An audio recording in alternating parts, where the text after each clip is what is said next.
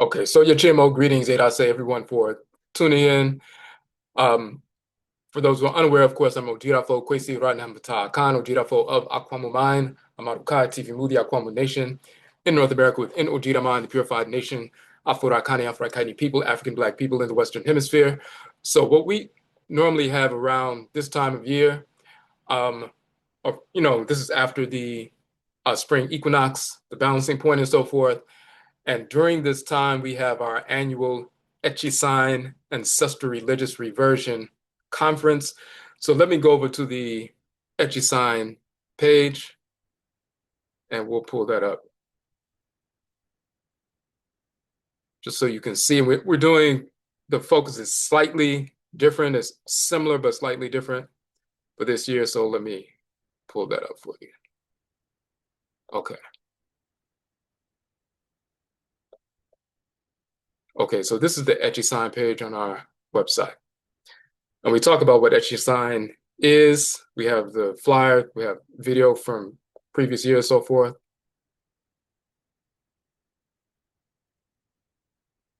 But let me get into in fact, let me click on the full page flyer. So we have 3 conferences per year, and we're in the 11th year for all of them. And of course, our year begins September 22nd or 23rd, whichever day is the first full day of the Autumn equinox. This year was September 22nd, so that was the first day of our year of 13,026, so-called 2026. But of course, nothing happened 2,000 years ago. Jesus is a fictional character, so we don't track time in years based on a fictional character. We're in the midst of a 26,000-year astronomical cycle, the Afuraitkaitnut, the Great Year. We're in the midst of that, so hence the year's beginning, 13,000. So our New Year's Day was September 22nd, 13,026. In the Gregorian calendar, that's September 22nd, 2025. But that was our New Year's Day. So a few weeks after our New Year's Day, in October, mid-October, we have our Hoodoo Mine, Hoodoo Nation Festival. And we're focused on the Hoodoo tradition, which is specifically Akan ancestral religion in North America, the Akan ethnic group, the largest ethnic group in Ghana and Ivory Coast, about 26, 27, 28 million, the numbers shift. Akan people total on the continent. And many of us were taken from there and enslaved in the Western Hemisphere. And those who maintain their culture preserve that. In Jamaica, for example, you have Akan people, the Maroons and so forth, who still speak Akan language and still, worship and utilize the same Akan religious practices. In Suriname, the people who practice the Winti tradition, they still practice Akan ancestral religion and use Akan Kradin or day names like Kofi and Kwesi, Kwame, Afu, and so forth. Same thing in Jamaica. Same thing in Guyana. They call it Komfa. Komfa. It's called Obia in Jamaica, which is from the Akan term Obayi. It's called Winti in Suriname and South America, from the Akan term Huinti. It's called Komfa in Guyana from the Akan term Komfwa, which means priest or priestess who gets possessed by the deities and ancestral spirits. In North America, the Akan ancestral religion is called Hoodoo from the Akan term Undu, meaning medicine from roots, trees, and plant life. It also means to become heavy with the spirit through spirit possession, spirit communication, and a number of different meanings. So since we are Akan and we practice Hoodoo, the Hoodoo Mine Hoodoo Nation Festival is focused on the Hoodoo tradition and the Akan expression of that and identity of that. That's in October. In March, around the spring equinox, we have our AKYISAN conference, which is Ancestral Religious Reversion.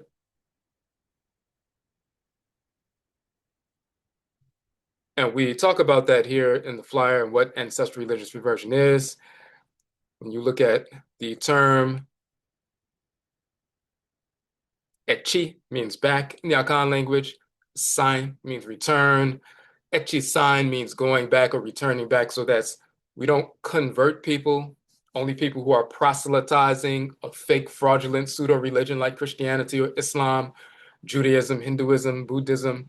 And there are various expressions they have to force you to convince you to engage in that, because naturally it's repulsive because it's fraudulent. So they have to force you or trick you into it. So they have to convert you. When we talk about AKYISAN that's talking about reversion or returning back to our original pristine essence, our spiri-genetically inherited ancestral religious practice. Just like bears don't learn to hibernate because they were proselytized to, it's natural for them to operate in cycles with nature.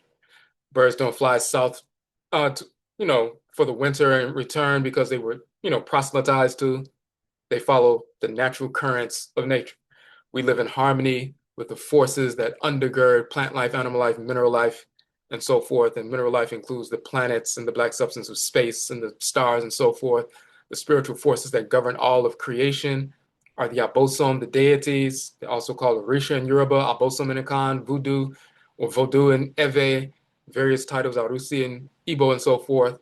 But we align with the forces in nature through the agency of our ancestresses and ancestors, and that's how we align with the Great Mother and Great Father, Supreme Being. So because of that structure, we decided to have the AKYISAN Conference, Ancestral Religious Reversion, returning back to our original pristine state. And here we have people presenting on the various traditions.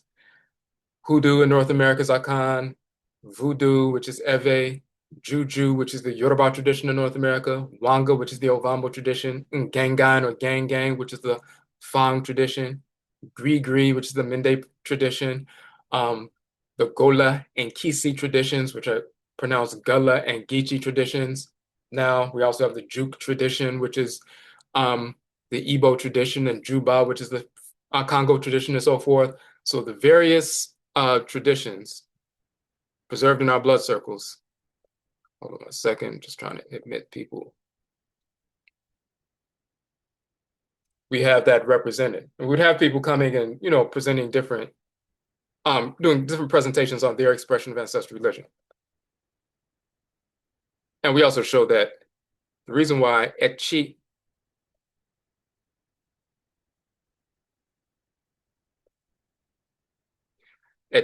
means back, and sign means to return in Akan, because you'll see ki or chi, to go back, turn back, and so forth in ancient Kemet means back, and sign in ancient Kemet means to turn, return and so forth, turn back and so forth. So you see the same terms, etchi and sign in Akan.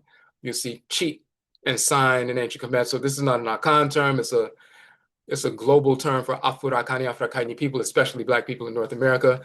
So this is more like it's Afurakani, Afuraitkaitnit, African and so forth. Ojiraman, the purified nation, Afurakani, Afuraitkaitnit people, African Black people in the Western Hemisphere. In that context, it's a Pan-African term.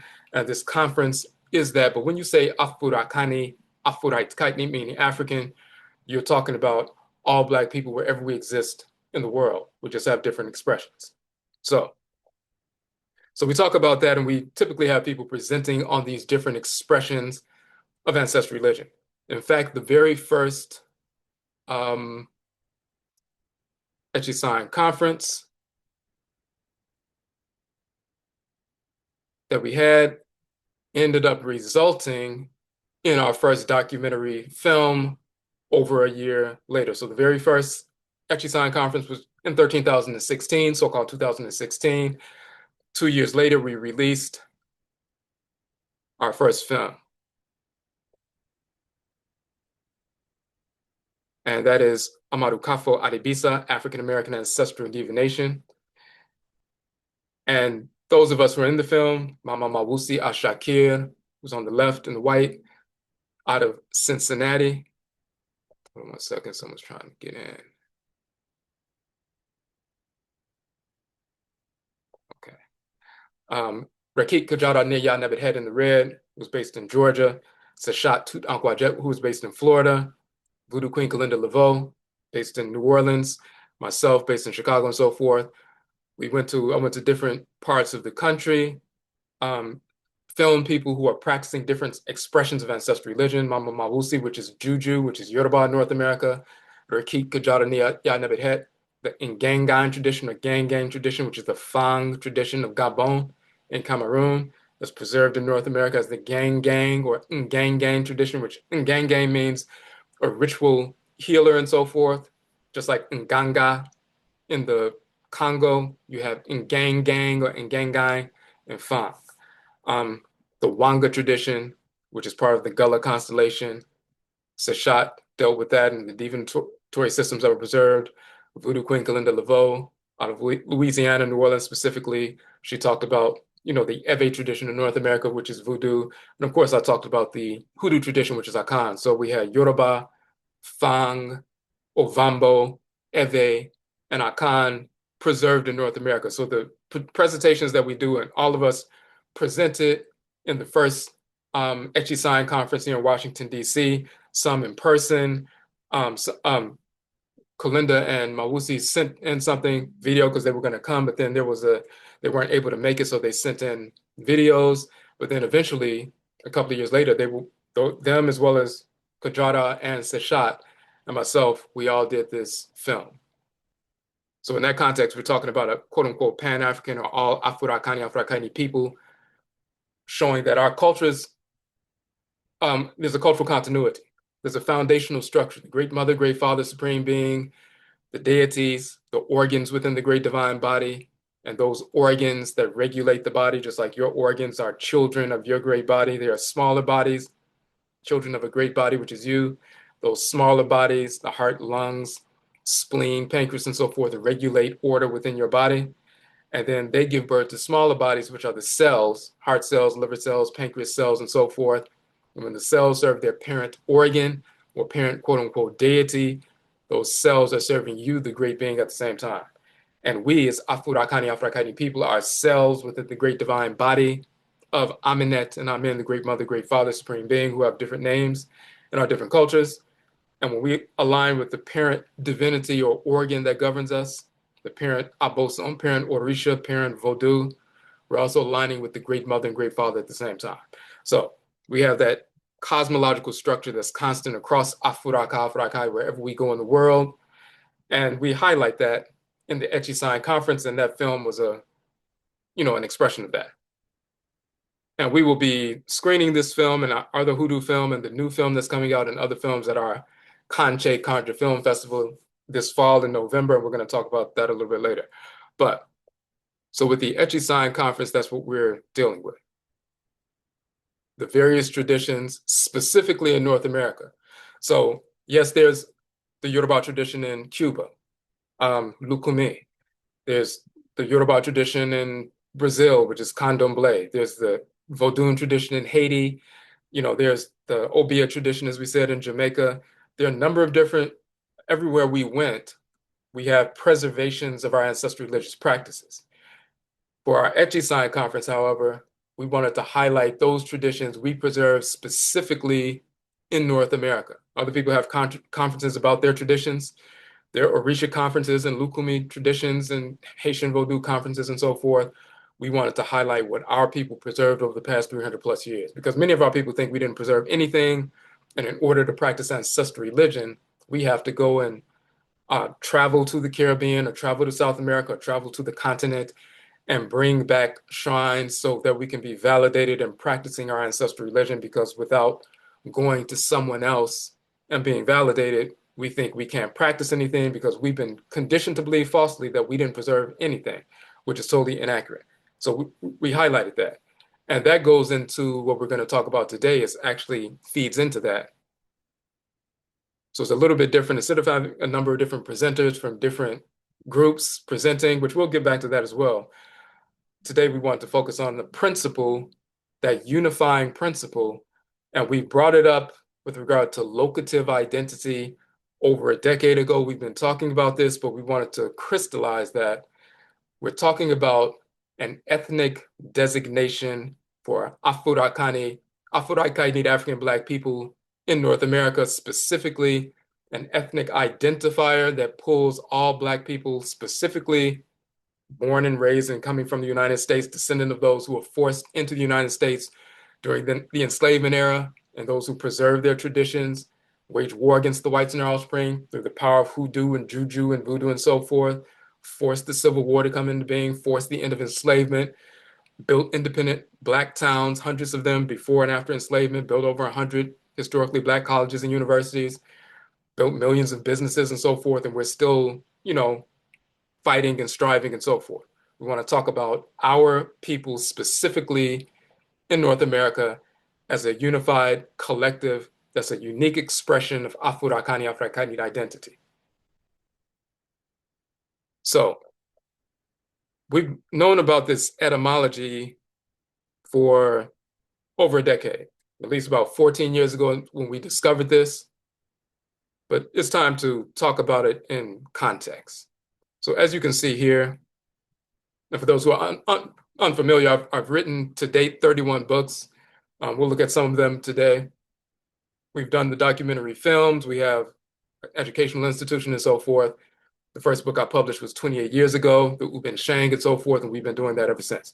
So part of what we do is also we do comparative linguistics and show the origins of these terms and so forth. When we study the language of ancient Kemet, you see this term Ebony, and there are different ways to spell it. That is the etymological origin of the word ebony. So it doesn't come from Europe, it doesn't come from ancient Greek, doesn't come from Latin, doesn't come from Sanskrit. It goes all the way back to ancient Khanit and Kamit.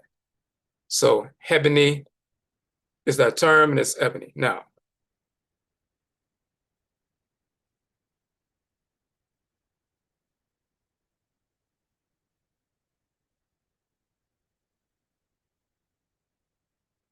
okay, so we say ebony meaning black. So of course we reference ebony. If someone says their skin is of an ebony color, you're talking about black or dark brown or black. It's co-equal with that.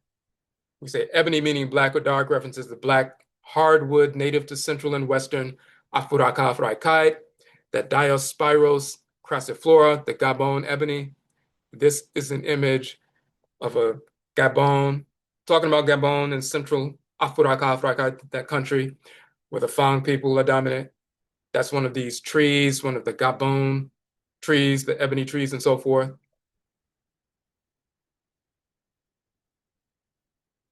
So its blackness, its density, hardness, and high polishability was recognized and valued in our ancestral culture of ancient Khanit and Kamit, Nubia and Egypt.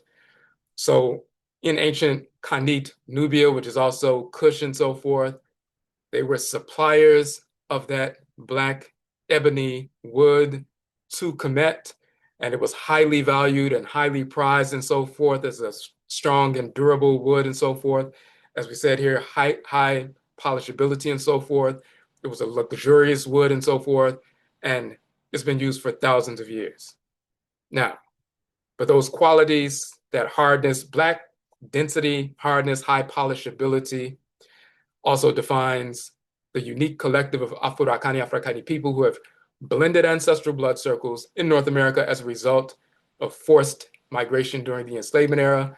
So the same qualities that define the view, the aesthetic, and also the durability and the nature of the tree and so forth also define us, and we're going to see that in a minute. Ebony is our ethnic designation, affirms our ancestry, our character, our innate spiri-genetic qualities, and function in creation. So we highlight here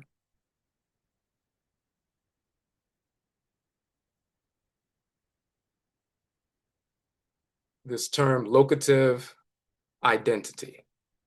And if you look at, we had a Blog Talk Radio broadcast. We did like 353 Blog Talk Radio broadcasts between 13,014 and 13,018 before we started going live on YouTube and so forth. But we very often we would open up talking about our locative identity. And this gets into this notion of what indigenization actually is outside of the foolish and false definition given by the whites and their offspring. We don't define ourselves based on our enemies, the whites and their offspring. We define who we are.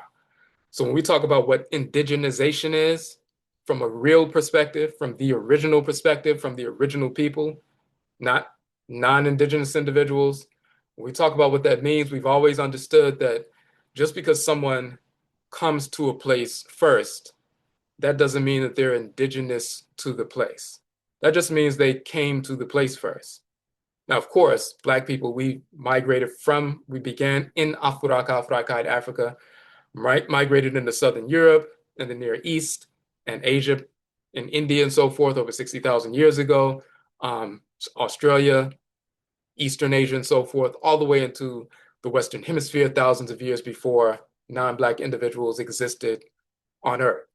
Now, when you talk about indigenization, and this links to locative identity and us as a collective, first and foremost, you can go to a place, a landmass, but then when you consume the plant life, animal life, and mineral life in that region of the Earth Mother's body, you consume that and that goes into the makeup of your cells and so forth. That's part of the process.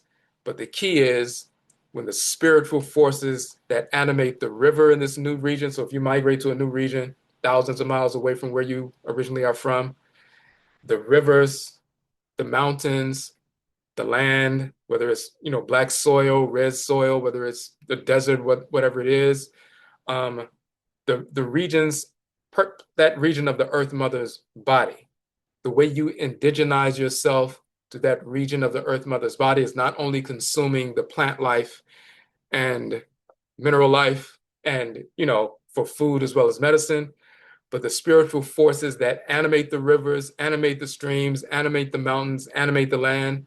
When we engage in ritual incantation, ritual chant, ritual song, ritual dance, and so forth, and spirit possession takes place, and the unique expression of the divinities, the abosom, the orisha, the vodou, and so forth, say from a river spirit, a river divinity in that region, possesses someone, that energy transforms their cells. It's a unique expression of energy. It transforms the cells, and now that your cells are transformed, and then you have children, then your children have those cells that have been transformed, that are affected, that carry the energy of that local expression of the divinity in that region. So your children's cells are vibrating at the frequency of the energy of the divinity of the land, and they're the ones who are the firstborn who are indigenous to the land. Spirit possession, transforming the cells, the energy, and then you have children that carry that spiri-genetic blueprint. They are indigenized. If you cannot be possessed by the forces in nature, period, which none of the whites in our spring, whether they're white Asians or Europeans or pseudo-Native Americans, they can communicate with their deceased relatives. Those are the only disembodied spirits that they're communicating with, but they're not communicating with the forces in nature. Only the original children of nature, Afurakani, Afuraitkaitnit people, can communicate with the forces in nature and be possessed by them. So wherever we go in the world, when we get possessed by the spirits that animate the rivers, oceans, the land, mountains of that region of the Earth Mother's body, that energy comes down, possesses us, transforms our cells. We're vibrating at a different frequency. Then we have children, and those children are born vibrating at the frequency of the land. Those are the first born indigenous to the land. If you cannot do that, then you can never be indigenous anywhere. You're just someone who relocated somewhere. And even some of us, we may go and live somewhere. You're living in one city, you go move to another city, you move to another part of the world and so forth. That doesn't mean that even if you're Black, that you're just indigenous to that part of the world. Even if you got there first, until that ritual practice takes place, that you get possessed by and incorporate the energy of the forces in nature that animate that region of the Earth Mother's body, if you don't engage that process, then there's no indigenization. So that's real indigenization, not the silliness of what the whites in our spring have to say. Now, so we've done that. We've done that in various parts of the world. So that's one part of locative identity. Now, some of us, when we were forced into the Western Hemisphere, we didn't go through that indigenization process that had already happened thousands of years ago. When we were forced over here, we still had to learn how to interface with this region of the Earth Mother's body. Yes, we're in quote unquote America, but that's a political, structure. We're talking about the Earth Mother's body in the Western Hemisphere. And just like we learn how to deal with the plant life and animal life and mineral life for food as well as medicine and so forth, we learned to interface with this region of the Earth Mother's body. We took in the plant life, animal life, mineral life, and that affected our cells to a certain degree and so forth. Some of us would get possessed by the local expression of the divinities in this region and so forth.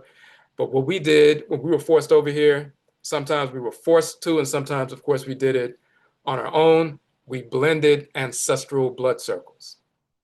So if you're thrown on a boat and there's somebody from the Congo, somebody from, the Akan Empire, somebody from the Yoruba nation, somebody from the Igbo nation, someone from the Fula nation, and so forth, we're all thrown together on these boats. We're forced into North America, thrown on plantations and so forth. So you have all these different groups, all from all around West and Central and South Afuraka, Afuraitkaitnut, some even parts of East and North and so forth, but mainly West and Central and parts of South, all coming and fusing together ancestral blood circles. That's the first time that has happened on a large scale. So there's a blending of ancestral DNA. Then once we get over here and we blend in ancestral blood circles, we've taken in the plant life, animal life, and mineral life of this region. That affects our blood cells. And then, of course, as we said before, when we invoke the divinities, like if we were children of a river divinity, in the place that we were from, when we came over here, we would invoke that same spiritual force, and that spirit would come take up a residence in the local river that we were standing next to or standing in.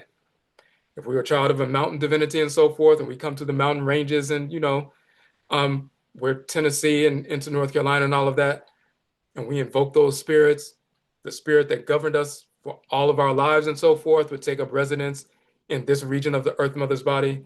There's a new expression, energetic expression of that same force. We did a presentation recently about Alsar, death and resurrection and renewal and so forth. And of course, that's dealing with the renewal of plant life, and they show him with green skin and all of that. But we also showed that Alsar operant within the Western Hemisphere, operant within the time of the snow and the white snow coming down and transformation from water to ice and then vapor and so forth. And bears going into hibernation, that's the same thing as Alsar going into mummification and so forth, and then being reborn. So we talked about how these forces that we dealt with on the continent, if we came in contact with new animals that we'd never seen before, like bears or new plant life or mineral life and so forth, we incorporated that into our ritual practice and into our lives. So we had everything we came with genetically and culturally and spiritually and linguistically from the continent. We brought that with us. But in addition to that, we learned about new plant life, new animal life, certain mineral life, and so forth. We incorporate that in our bodies for food and medicine. We blended ancestral blood circles, and then we interface with the local expression of the deities in this region of the Earth Mother's body. And those things together forged a locative identity, a unique expression of Afurakani, Afuraitkaitnit people, African Black people, in a certain region of the Earth Mother's body that operate and resonate at a frequency that's different than when we left the continent. So we have everything we brought in addition to the experiences we've had on this region of Asase Afua, the fertile Earth Mother, and Asase Ya, the barren Earth Mother, and so forth. So that's how we forged our locative identity. That happened hundreds of years ago, and we've been operating in that fashion. Now, those who maintain ancestral religious practice, we have that understanding. Initially, when we wanted to identify ourselves, we started saying things like using, terms like Negro from the whites and their offspring, of course, Black, but that comes from our ancient language. Eventually, Afro-American, African-American, and so forth. Let's look at that right quick.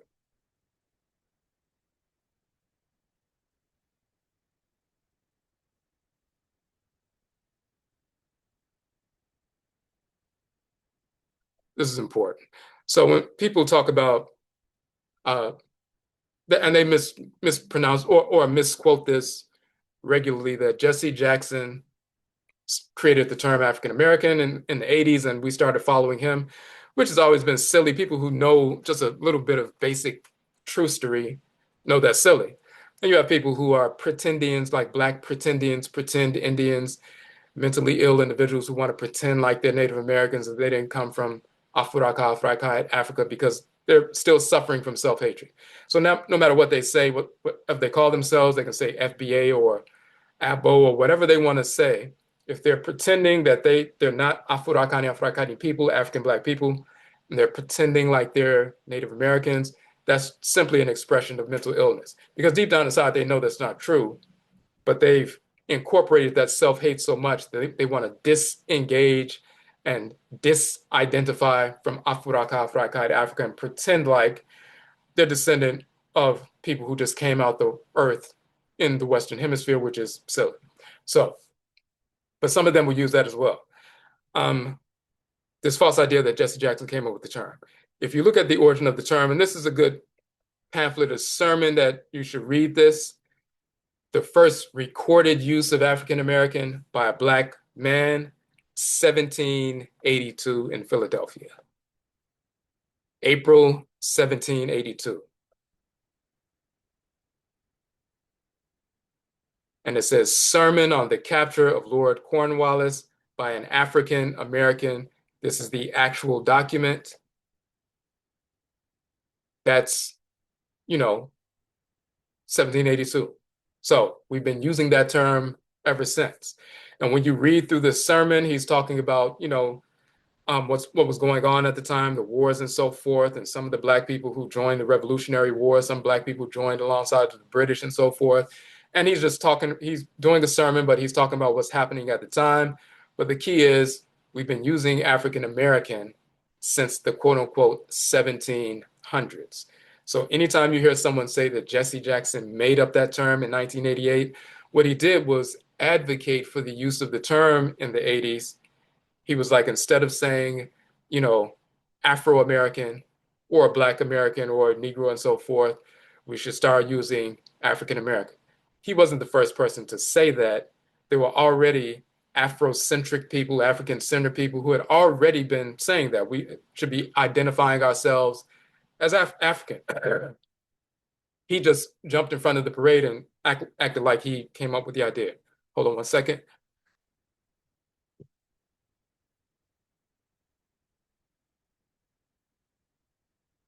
In this book, hold on a second.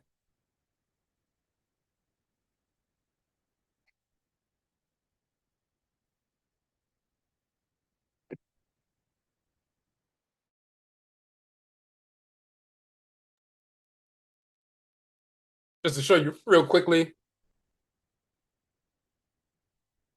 our 600-page book, Ojira Sim. 12 of the books I published, you'll see it's all in one 600-page volume, 8.5 by 11 full color. Just want to show you this quickly.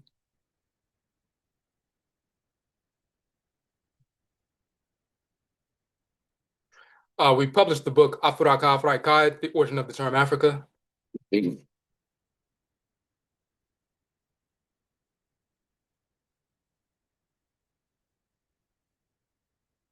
want to make sure you can,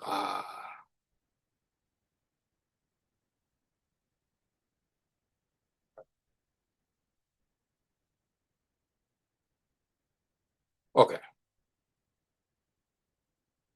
So we have to properly define these terms in our book, and we're not going to go through the whole thing, but when we talk about terms of identity, we can't listen to what the whites in our spring have to say about the origins of these terms, or brainwashed and self-hating Black people who embrace false definitions because it fits their agenda.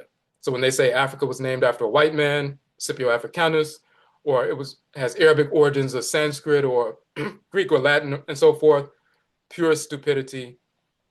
We wrote a whole book about the origin of the term Africa. We show it in the Meduden Toro, the hieroglyphs and so forth. And we talk about how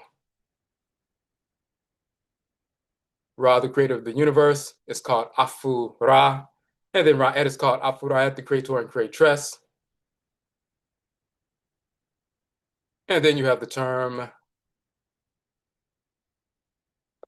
Ka, and Ka means highland, land above the banks of the river. So Afuraka is the land of the creator and land of the creatress. The land Ka of Afura, the land Ka'et of Afuraitkait.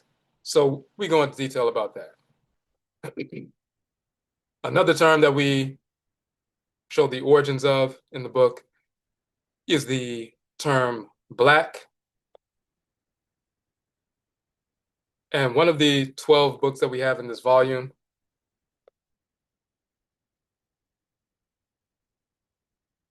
let me just pull this down.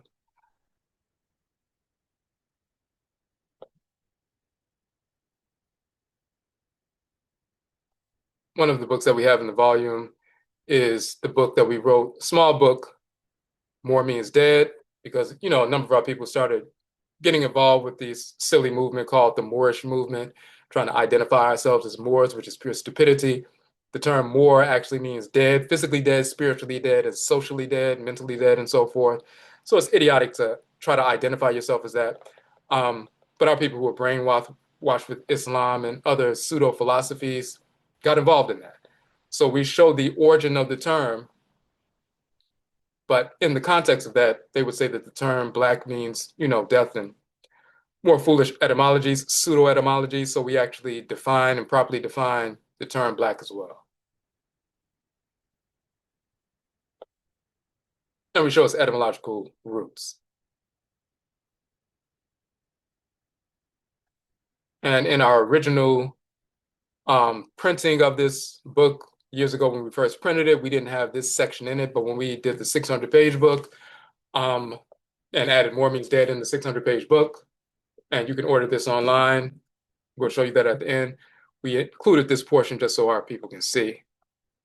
When you look at the Proto-Indo-European lexicon, University of Texas, Belek or Berek is the origin of the term black. And any etymological dictionary would say black comes from Berek, Belek, or Bel, B-L, or Berek, Belek.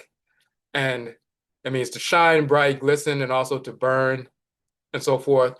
When you're talking about something shining, bright, or glistening, and then burning, if you set something on fire, there's a spark, it shines, and then it begins to burn. And what happens when it burns? What's left behind? You have this spark of fire, a light burning, and what's left behind is burnt piece of like charcoal and so forth. So that's the association. And we show that ber or bere, which is belek, berek, comes from, in Akan is bidi. In Proto-Indo-European, it's the b sound and the r sound.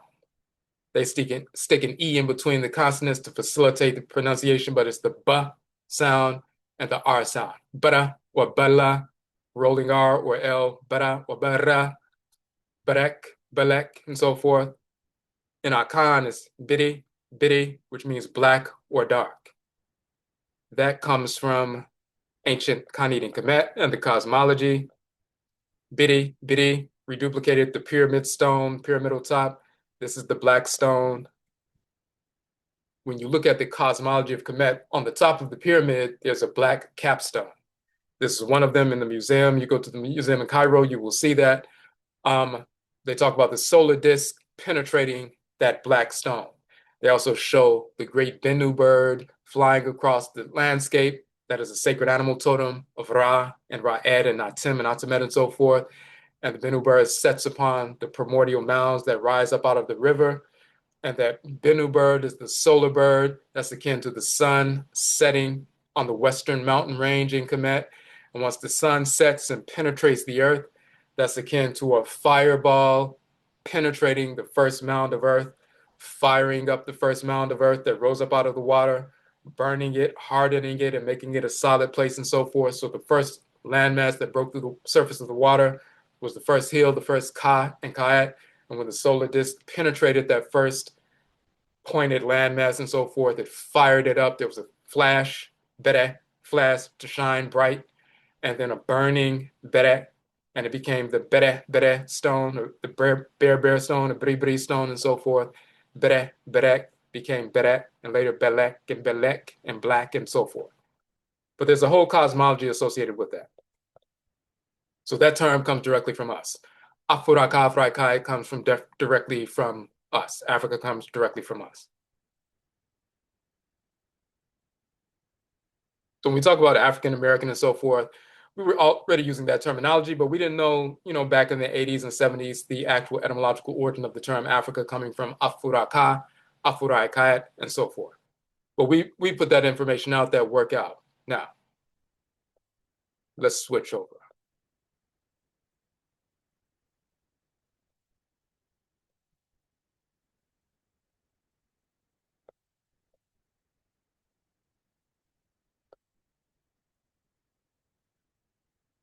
So we've been using African American since the 1700s. We've been using Black or Black, especially heavily since the 60s and 70s and so forth, the Black Power movement, and people were no longer afraid to say Black. They didn't think Black was inferior anymore. They started saying Black is beautiful, Black Power. People were studying the culture and consciousness of ancient Kemet and so forth, and they were using Black. Now we're going to get into this right here. But before we do that, we're going to look at the hieroglyphs of the term ebony and show the qualities that are associated with it and how it's directly related to us. But even going back before that, when we talk about Pan-Africanism, Black power, Black nationalism, and so forth, I want to pull up an individual, many people who are aware of to a certain extent.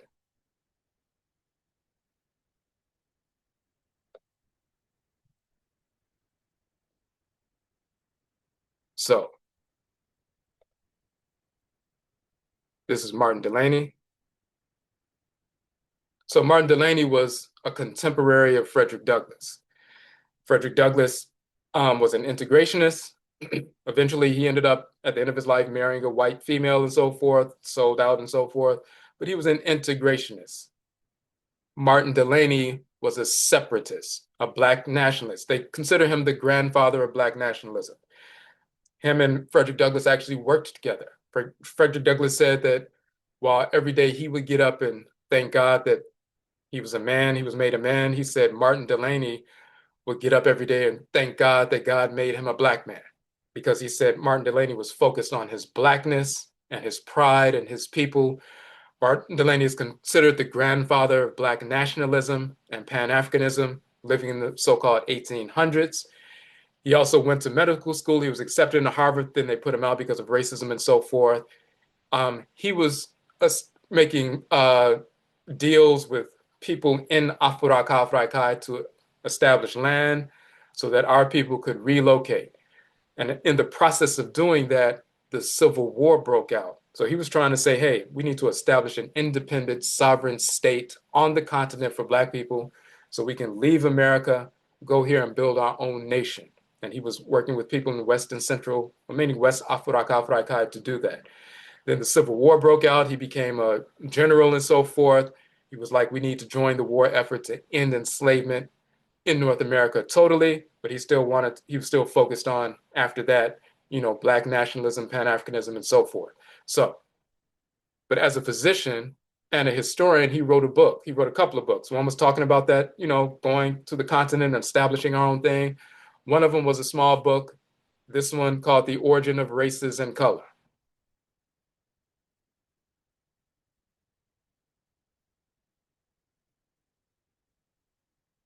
So when he's writing this book about the origin of races and color, he was being trained as a physician. So he starts talking about, the different levels with regard to the skin and so forth, and, what gives us our color and these different things. They hadn't fully understood melanin yet, but based on the medical knowledge at the time, this is what he was talking about.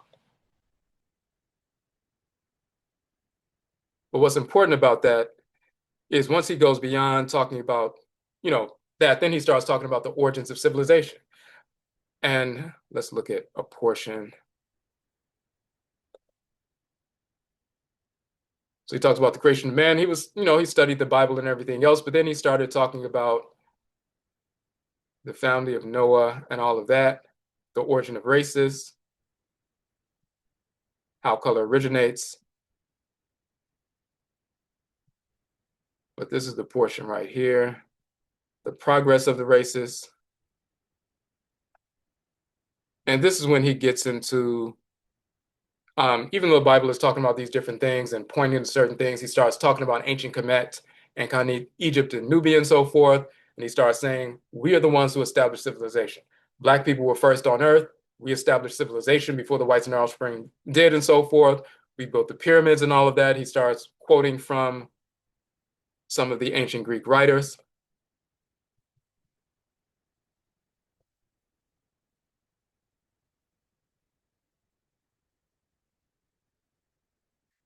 He says, Pliny relates that Ethiopia was anciently divided into 45 kingdoms. Again, it says the same author, according to Diodorus Siculus, the laws of Ethiopia agreed in substance with those of Egypt.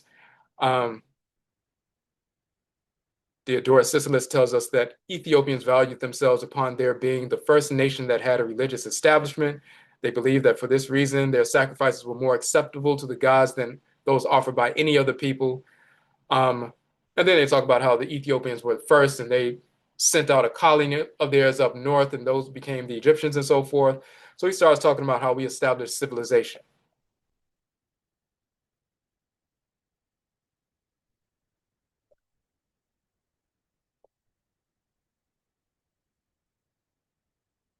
He says this is likewise confirmed by Herodotus, who affirms Egypt to be the gift of the Nile and that the whole region, except the territory of Thebes in the time of Meos, was one continued morass. And then he talks about how it became a colony. The Ethiopians sent out a colony.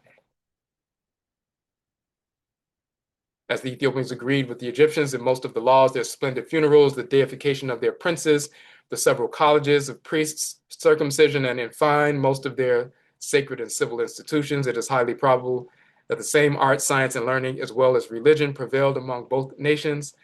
And so he gets into that. And here's the reason why we're looking at that. This is 1879, by the way. He talks about the builders of the pyramids and how the kings were seen as deities.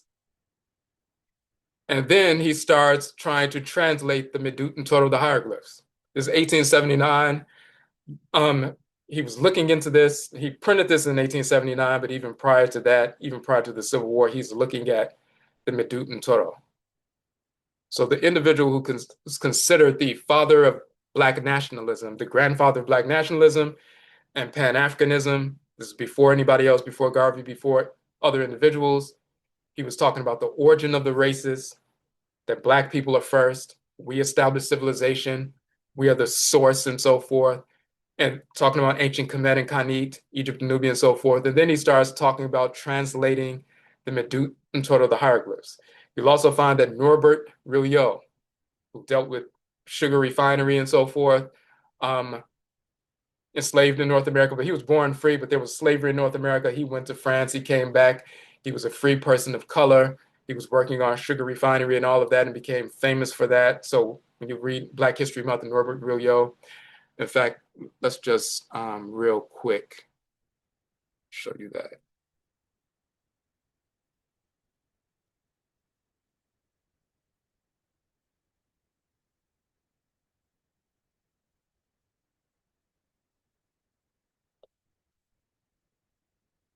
So he's a Louisiana Creole inventor who was widely considered one of the earliest chemical engineers and noted for his pioneering invention of the multiple effect evaporator. This invention was an important development in the growth of the sugar industry.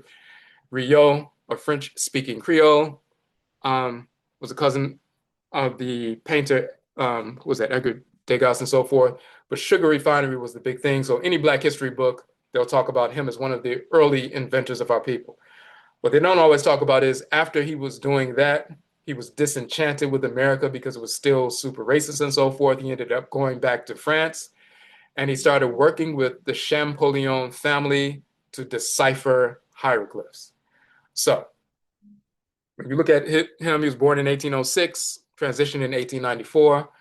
So when they talk about the Champollion family in the early 1800s and, Champollion, they'll say that he's the one who discovered how to decipher hieroglyphs. Of course, when the whites went to Kemet and the native people who were there being used as workers, just like you go there now, you have the native people who are used as security guards, basically, of the temples and the tombs, and they pay them only a little bit of money. And you see the Black ones there. They still know the language, so they learned the language from them and then pretended like they deciphered it. But they were working on it and working on publishing it and so forth. And Champollion became the one who they say cracked the code and so forth. Norbert Rilliot was working with the Champollion family, the younger Champollion. He transitioned, and Champollion, the elder, continued the work on the translation and decipherment of the hieroglyphs and so forth. You had a Black person from America who was born during the enslavement era, and he transitioned. It was still the late 1800s, but he was working on translating the hieroglyphs. At the same time,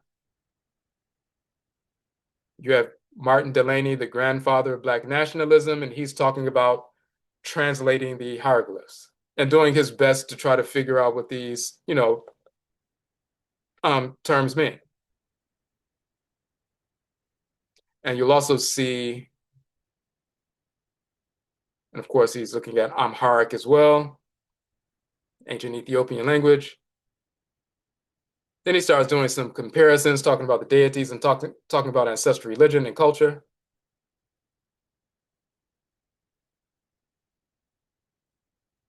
And this is a book you can get online. You can download it on Scribe for free.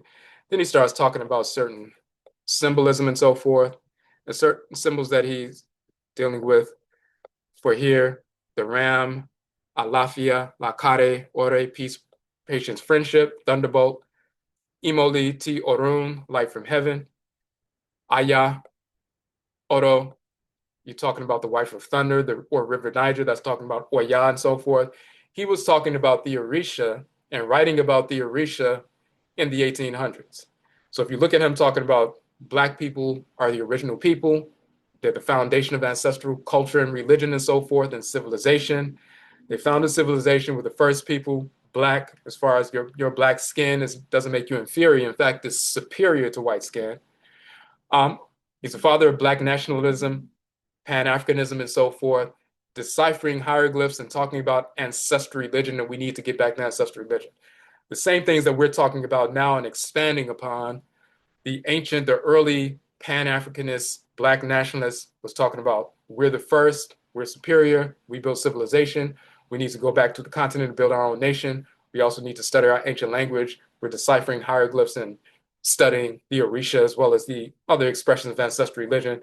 He understood that these things were central to us getting back to who we are, knowing our origins, our color being Black is superior, foundation of civilization, our ancient ancestral culture and language, ancient Khanit and Kamit, and how it's connected all the way across up until now, and studying West Afurakani, Afuraitkaitnit, ancestral religion. Exactly what we're doing now, he was doing back in the 1800s. So that's Origin of Races and Color by Martin Delany. Now,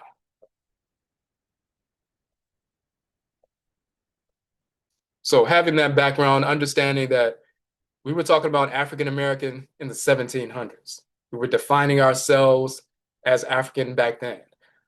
As people progress and learn more, we start learning in detail what Africa means, and we're the ones who published that and first gave the full definition of Afuraka, Afuraitkait, and what it actually means, linguistically, cosmologically, and so forth. But that's part of that progression. Same thing with the origin of the term Black.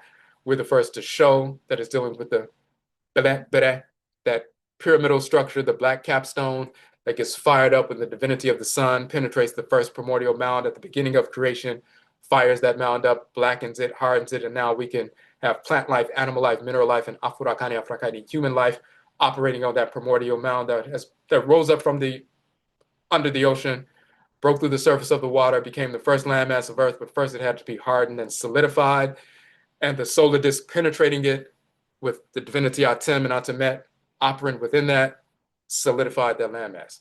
So we're the first to prove that, the origin of the term Black, the origin of the term Afuraka, Afuraitkait, Africa.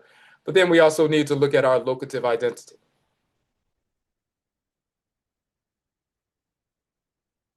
And when you read the definitions, then you'll see this directly describes our people.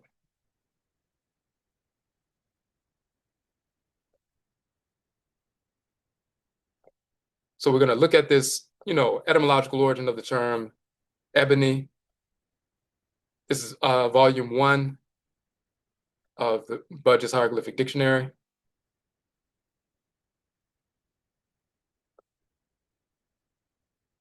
Now we actually have a course on reading and writing the Medut and Toro, the hieroglyphs.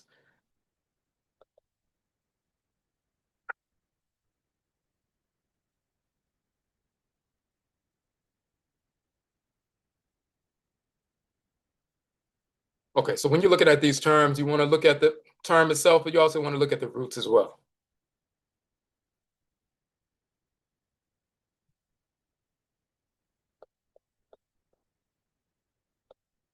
Here you see Hebin, Ebin. It says Ebony. That's one spelling of that. It's also Hebinu, Hebinu, and so forth. When you look at the little vessel glyph, that's the new symbol. But then we get to some more details.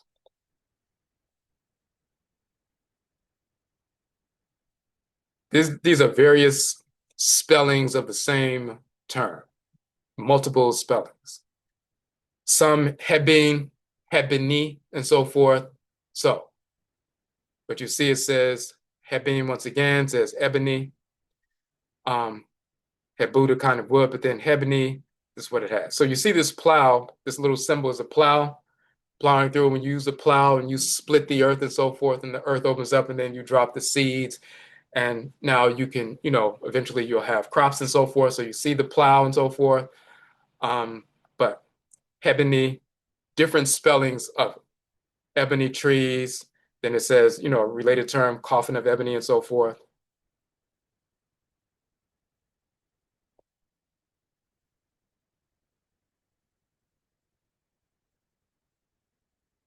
Now, when you see that terminology, first and foremost, some people say, okay, well, that's the origin of the term ebony. They even admit that in, certain etymological dictionaries, even on Wikipedia, they'll admit that. But what is the root of the term? That's what we want to look at. And see, you see the term heb. It says to make a way through, to traverse. So you're making a way through. One of the principles in Afurakani languages is the doubling principle. So just like in Afurakani American, culture will double the term. If someone is fat, they'll call them fat, or if they're black, black, and so forth. You'll find that in various languages, Afurakani languages across the continent, even in ancient Kemet. So heb becomes heb, it's just reduplicated. And what does that mean? To force a way through, to march through, to traverse, to trample down. Traverser of mountains and deserts, passing through ravines and marches. So to force, and you see the plow, so that's splitting away through and so forth. But to force a way through, to march through, to traverse, to trample down, traversing mountains, passing through ravines, deserts, marches, and all of that. So ebony is a hard wood. It's one of the hardest woods. It's hard, it's dense, it's powerful and so forth, highly polishable and so forth. So it was used for luxury items like in the tomb of Tutankhamun, so-called King Tut, and so forth, and others. But it's also defined as that which can traverse or march or make its way through and passing through different regions and ravines and marshes and mountains. Look at the resilience of Afuraitkaitnit people as Heboni or Ebony people. We're black or brown, hard, resilient, powerful, overcoming hundreds of years of enslavement and so forth. When we escaped the plantations, we had to traverse through or march our way through marshes, ravines, mountainous regions, crossing rivers to escape, to get to freedom and so forth. And we've continued that process even when we talk about the Great Migration up north from the south, and over 5 million people get up and leave and go to the north, one of the greatest movements of a mass of people anywhere in world history and so forth, we were still, quote unquote, escaping enslavement and going up north for a better life and so forth, establishing hundreds of independent Black towns. And even if you're talking about civil rights or the Black Power movements and so forth, you're still talking about people who are marching, forcing their way through, traversing, overcoming, and so forth. That's all a definition of us.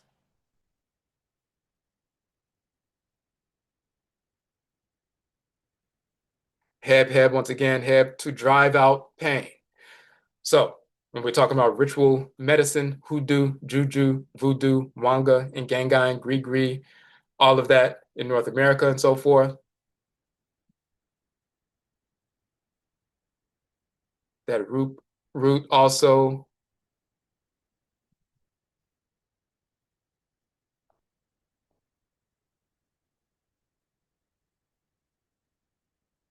Okay, so it says to drive out pain. That's ritual medicine to cure ourselves and so forth. But also to butt, to gore, to thrust with the horns, to attack. So you're talking about attacking and so forth. You see the man with the knife and so forth.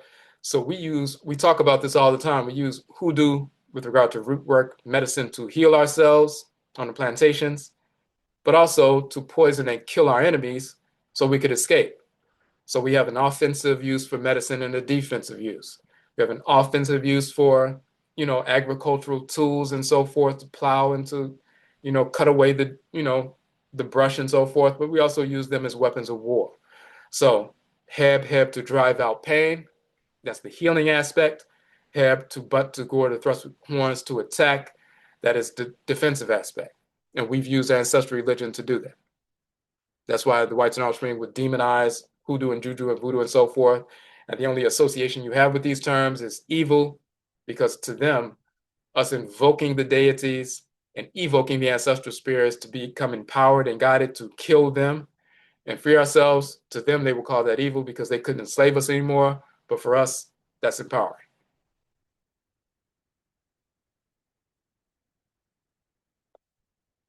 Of course, Heb, to plow. Heb, a storehouse, magazine, slaughterhouse, and so forth. Second.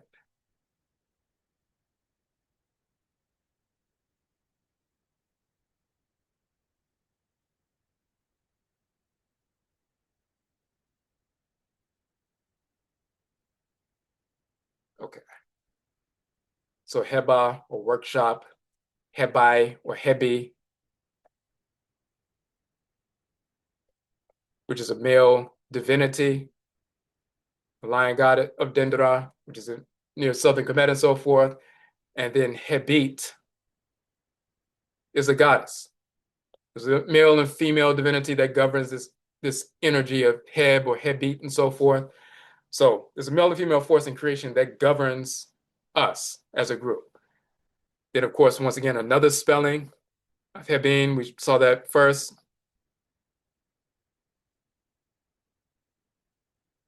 And then we'll even look at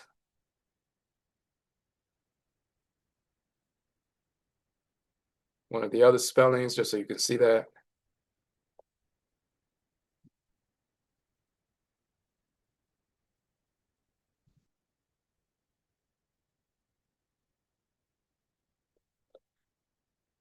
Okay, I just had it. Hold on a second.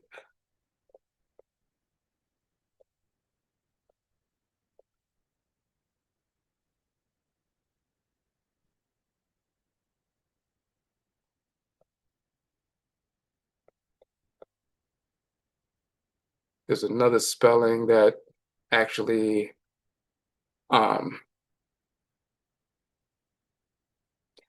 is closer. Okay, this is it right here.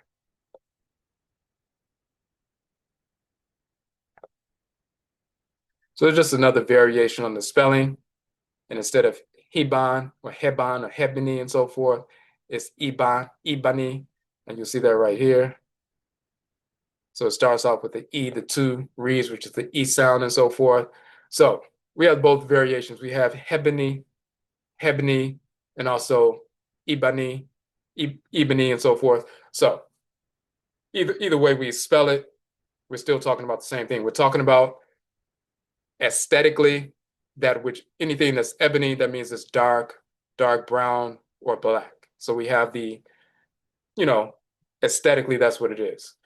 Quality-wise, hardness, density, power, but also highly polishable, luxury, the highest level, the best of the, kinds of woods and so forth. Also aromatic as well. So the quality is superior, powerful, resilient, and so forth. And then Heb, to plow through, to traverse, to protect, to defend, to heal. All these different things define our people. We blended ancestral blood circles, all these different ethnic groups, and we still maintain our identity. As we talk about, the blood may be mixed, but the soul is not. So you can mix, you can have a Yoruba person from what is today's Nigeria, mixing with an Akan person from what is today's, Ghana and Ivory Coast. Those are two different groups. Maybe they never met before, two different ancestral groups, ethnic groups. The man and woman unite. So you have an Akan and a Yoruba and so forth that unite. That's a mixture. The DNA of the Yoruba person, whatever their family looks like phenotypically, their nose, their lips, their eyes, their height and so forth, that's a whole set of, DNA. And then the same thing with the Akan person, set of DNA, the way they look and how tall they are and their bone structure and so forth. So that baby's body will be a blending of those two. But the spirit that enters into the womb, you can't split the spirit. The blood may be mixed, but the spirit is not, the soul is not. So that spirit is either an Akan ancestor or ancestress who is returning to the world, or a Yoruba ancestor or ancestress who's returning to the world. When the spirit gets in the body, it's a Akan spirit in a mixed body, but the identity is the spirit. Or it's a Yoruba spirit that gets inside the womb and now it's in a light brown body. The last time they were on Earth, they were jet black. There was no mixture for hundreds of years. Hold on a second.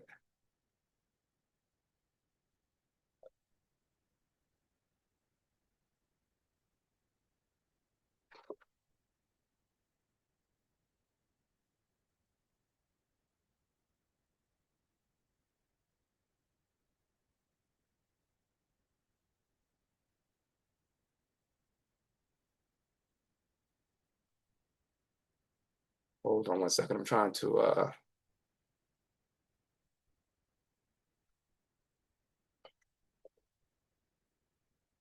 okay. Again, it's some of the controls are different because they switched them up. But again, the spirit, the soul can't be mixed. The Sunsum can't be mixed. The spirit, the Okra soul can't be mixed.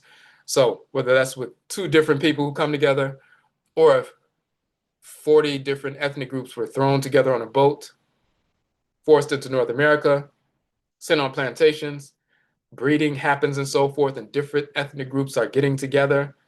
Well, the blood is mixed. So you're going to have a connection blood-wise to the other groups. But the spirit that comes in is going to come through. It may be a lighter brown body, but it's the same spirit from 200 years ago that lived in a certain village, spoke a certain language, ate certain foods and so forth, worshiped in a certain way. That's the exact same spirit entering into this new body. Just like you yourself, you're the same individual. You may put on a set of clothing today, wear it all day, then you take that clothing off, and tomorrow you put on something else, but you're the same person, you're just in different clothing. The same spirit, but in a different genetic clothing. So we can always find out exactly who we are spiritually by communicating with our Nsamanfo, our ancestresses and ancestors, knowing exactly who we are spirit-wise, clan-wise, and so forth. But because we operate through this, physical body, and we're Afurakani, Afuraitkaitnit people, and one Black individual from one ethnic group connects with another Black person from a different Afurakani, Afuraitkaitnit ethnic group, we have a pan-African, respect for both groups, blood-wise, but the provenance of the spirit, did it come from one side or the other? If it came from this side, then it has that identity. If it incarnated from the other side, then that's their identity. So we can always find our identity based on ancestral religious practice, but our physical bodies were mixed and so forth. And even through DNA, we can find out the, levels of mixture and so forth. That's why there's a value in the AfricanAncestry.com that was established by Black geneticists at Howard University. So, hold on a second.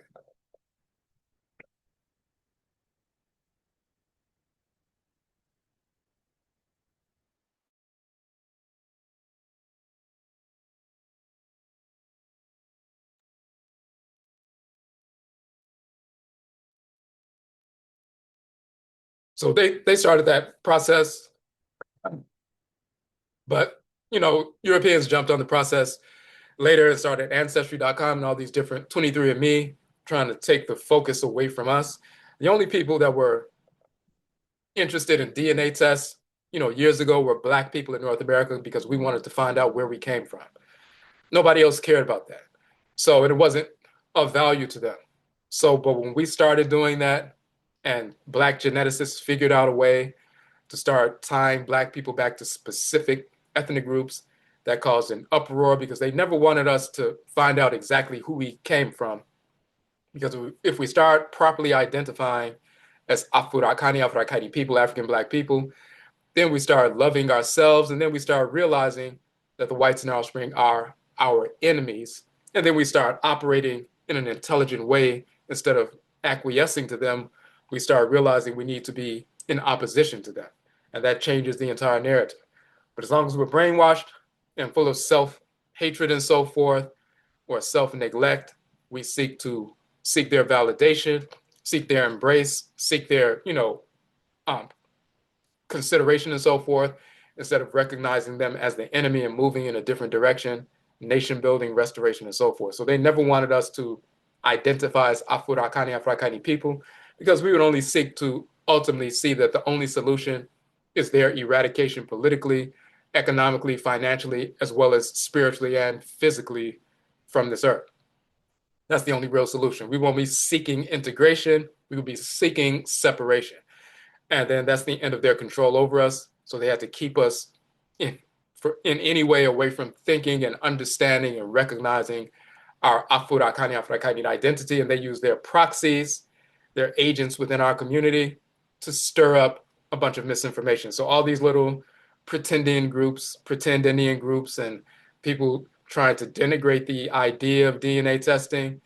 And anybody saying they're African, you have these little bots online. If you type something about being African, all of a sudden the little bots show up in the comment section talking about we came from America, we didn't come from Africa, and all this other nonsense. That's what's going on. They're running scared because they see our people returning to who we are. And when they understand fully what that means, it's not just about, hey, I'm from Ghana, I want to go and visit there and make a connection. Politically and spiritually, they start recognizing that if you fully embrace who you are, then you also co-equally recognize that they are our absolute enemy without any exception whatsoever. We don't seek integration with them. We only seek their total eradication. And then you move with a different mindset. So,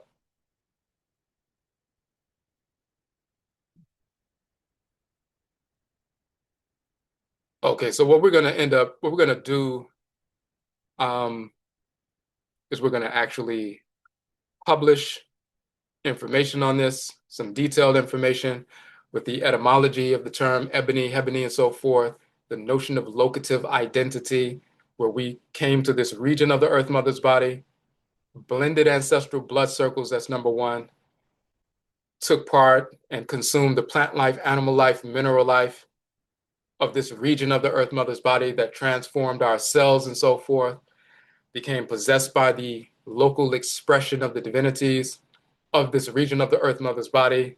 And that possession experience transformed our cells. And then we had children with these transformed cells. And now we're the first ones in this region to be, a blended group of unique Afurakani, Afuraitkaitnit people spiri-genetically. Blended ancestral blood circles connected to this landmass. So now we're a collective with experiences, but we also have a spiri-genetic identity. And therefore, having an ethnic designation is important. And this is why you see people jumping out the window, creating these little terms like FBA and ADOS and all this other stuff. They're trying to take away or steal, quote unquote, the thunder. Even some of them, we've been talking about locative identity for over 14 years. Now, you look on our Blog Talk Radio broadcasts and so forth, you will see that we were talking about that, over a decade ago. Some of them have taken bits and pieces of what we put out and incorporated it in their little movements. But then, of course, their whole guise is to distract you away from anything Afurakani, Afuraitkaitnit, or grounded and seeking some other political, remedy that's in association with the whites in our offspring and really denying your true identity. So when you see that opposition, you recognize there's always been, just like there was COINTELPRO in the 60s and 70s, that never stopped. That's COINTELPRO part 2.0, as we said. So that never stopped. As long as the whites in our offspring exist, they're always going to send individuals in our community to find out what we're doing and try to disrupt it and direct our people in a different direction. And they will use entertainers and athletes and popular people to push that narrative as they've always done. And we understand that, and we're moving in a different direction. So this will be one thing to not only make us more cohesive as Afurakani, Afurakani people, specifically in the United States, but also our institution building. When we have that focus and we understand our true story, we understand the value of us as a group and so forth, we still understand our individual expressions. So if, for myself, practicing hoodoo, that's our Khan ancestry religion in North America. So if someone asks my ethnic identity, at some point in America, instead of saying, white, Hispanic, Asian, and Black or African American, it'll say white, Hispanic, Asian, because you notice it used to say white, Asian, Black, Hispanic, and so forth. Then it started saying Black, in parentheses, African American. Then it started saying African American, in parentheses, Black, or in many forms they just say African American. That presupposes you're talking about Black people who are descendant of those who were forced into enslavement. That's what an African American is. At some point it's going to say white, Black, Asian, Ebony. When you see Ebony, oh, that is the ethnic group. There are Africans in America, just like the Gullah and Geechee people, and people know that they preserve their African traditions and so forth. We did the same thing wherever Black people were in the United States. I'm Akan ancestry religion. This manifests as hoodoo in North America. What kind of Ebony am I? What kind of Ebony ethnic group, part of the Ebony ethnic group? What subgroup am I? I'm of the Akan expression of the Ebony ethnic group. So instead of just saying we're Black, which we are, or African American, we would say Ebony as our ethnic group. Just like some people say Haitian or Jamaican and so forth, we would say Ebony. We're not going to be referring to ourselves as Americans, like some people are pushing Black American now and they're flying American flags, which is stupidity. A lot of the FBA people fly American flags and they're embracing America, which is self-hatred and pure stupidity. We would never do that. We will have our own flag, as a matter of fact. But Ebony is the ethnic group. So just like other people have ethnic groups, we have formed ourselves and forged ourselves into a unique ethnic group, the Ebony ethnic group. And some of us are Akan Ebony or Yoruba Ebony or Gola and Kisi, Gullah and Geechee Ebony, and some people are Igbo Ebony. Whatever group we came from, we're still that. But instead of just saying Black or African American, we'll be saying Ebony as an ethnic group. And it has a specific definition. The reason we showed the ancient connection, that's the original term, going back to ancient Khanit and Kamit. But Black people, since even during enslavement, Norbert Rillo, Martin Delaney, and so forth, were already looking back to ancient Khanit and Kamit and trying to decipher hieroglyphs because they knew that was valuable and it's a direct connection to who we are. Little did they know that, 100 plus years later, somebody would find that one of those terms in that hieroglyphic, corpus that they were studying is the term Ebony, which we're identifying ourselves as.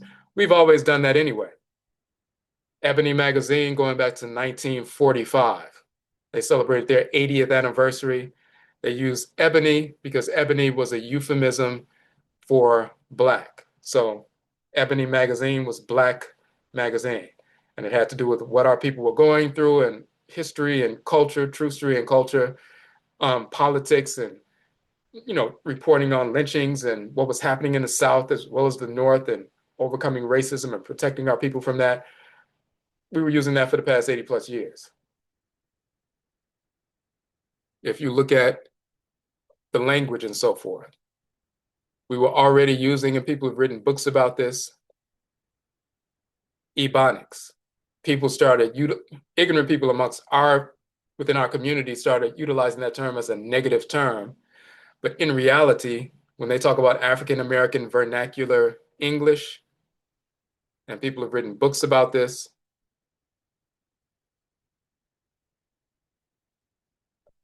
1975, a psychologist, Dr. Robert Williams, writing Ebonics, the true language of Black folks, the linguistic and paralinguistic features which on a concentric continuum represent the communicative competence of the West African, Caribbean, and United States slave descendant of African origin. It includes the various idioms, patois, argot, idiolects, and social dialects of Black people. So just like you hear Jamaican people say they speak patois and so forth, Gullah and Geechee people say they speak Geechee and so forth, and they have a specific way of speaking. When you look at Black people in different parts of the United States, whether it's Alabama, or Mississippi, or Georgia, or Louisiana, or in the North and so forth, we're not just speaking. They'll try to say that we speak English in a certain way because we're ignorant. In reality, the way we pronounce the words and the way we structure the sentences, that's quote unquote broken English, are all West and Central Afurakani, Afuraitkait.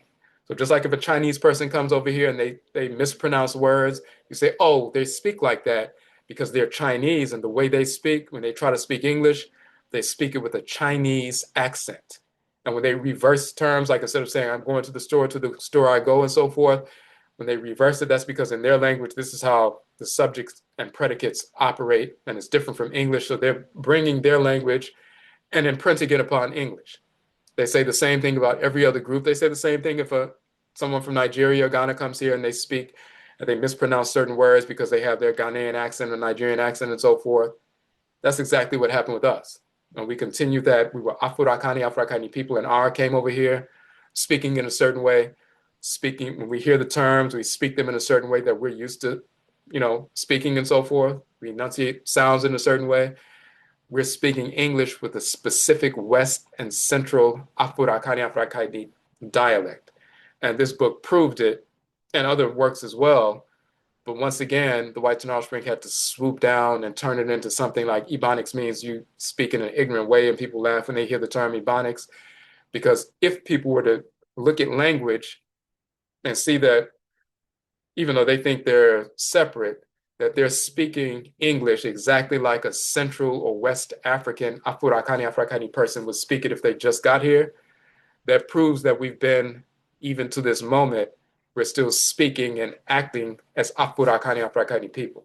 When we tie that to ancestral religion like hoodoo and juju and voodoo, and we're the first to prove that juju is Yoruba religion in North America, hoodoo is Akan ancestral religion in North America, of course, voodoo is every ancestral tradition, Mwanga is Ovambo tradition, Gullah and Geechee is Gola and Kisi and so forth. When we start showing these different things, then it proves that we never stopped operating as Afurakani, Afuraitkaitnit people, culturally, ritually, even linguistically. So every aspect of our being is maintained as Afurakani, Afuraitkaitnit people.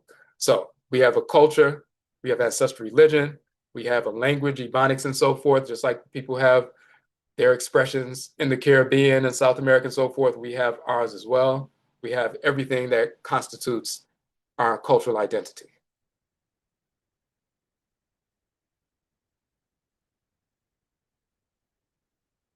Oh, yes. So for a while, especially in the 80s and 90s, and in fact, this is what happened. It says in 1996, the Oakland School Board started a furor by recognizing Ebonics as the primary language of African American children to assist in the teaching of standard English.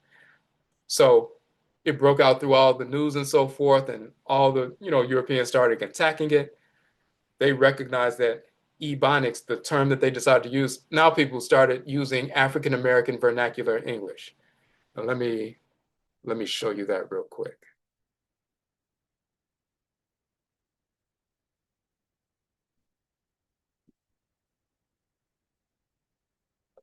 Here, AAVE. Now you'll see this African American vernacular English, AAVE. It says, sometimes formerly known as Ebonics, is the variety of English natively spoken by most working class and middle class African Americans. This variety is also spoken amongst some African Canadians, having its own unique grammatical, vocabulary, and accent features. Now, the reason why they started saying African American vernacular English and making that popular is because it started off with the whites and offspring attacking the term Ebonics because they didn't want, school systems started teaching Ebonics and showing that actually, and they tried to say they're teaching them to speak in an ignorant way. And what they were really teaching through Ebonics was that the reason why we speak in these certain patterns and have these certain accents and we reverse subjects and predicates and so forth, it's because we are Afurakani, Afuraitkaitnit people, African people. And this is the reason we've always spoken like this. Now we compare this, and this is what standard English says, and this is what Ebonic says. You're speaking a native African language, and you can learn to speak the English language the proper way, but understand that the reason you're speaking this way is not because Black people are stupid and they don't know how to talk. You're African people, you're African children, and you're speaking an African language that has been unbroken since we got over here in the 1600s. They didn't want to teach that because that was revolutionary. That would make African children say, oh, maybe we're African then. And when you see who you are and you're grounded in that, then you automatically see the whites and offspring as non-African, non-Black, the enemy, and then you start moving differently. You don't seek integration, you seek separation. You seek nation building, independence, and that changes the entire political landscape.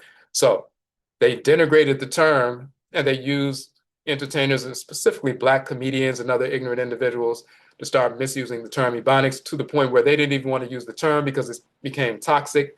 So they started using African-American vernacular English to talk about it in a intellectual, scholarly way, because the term Ebonics became very toxic to those who were brainwashed.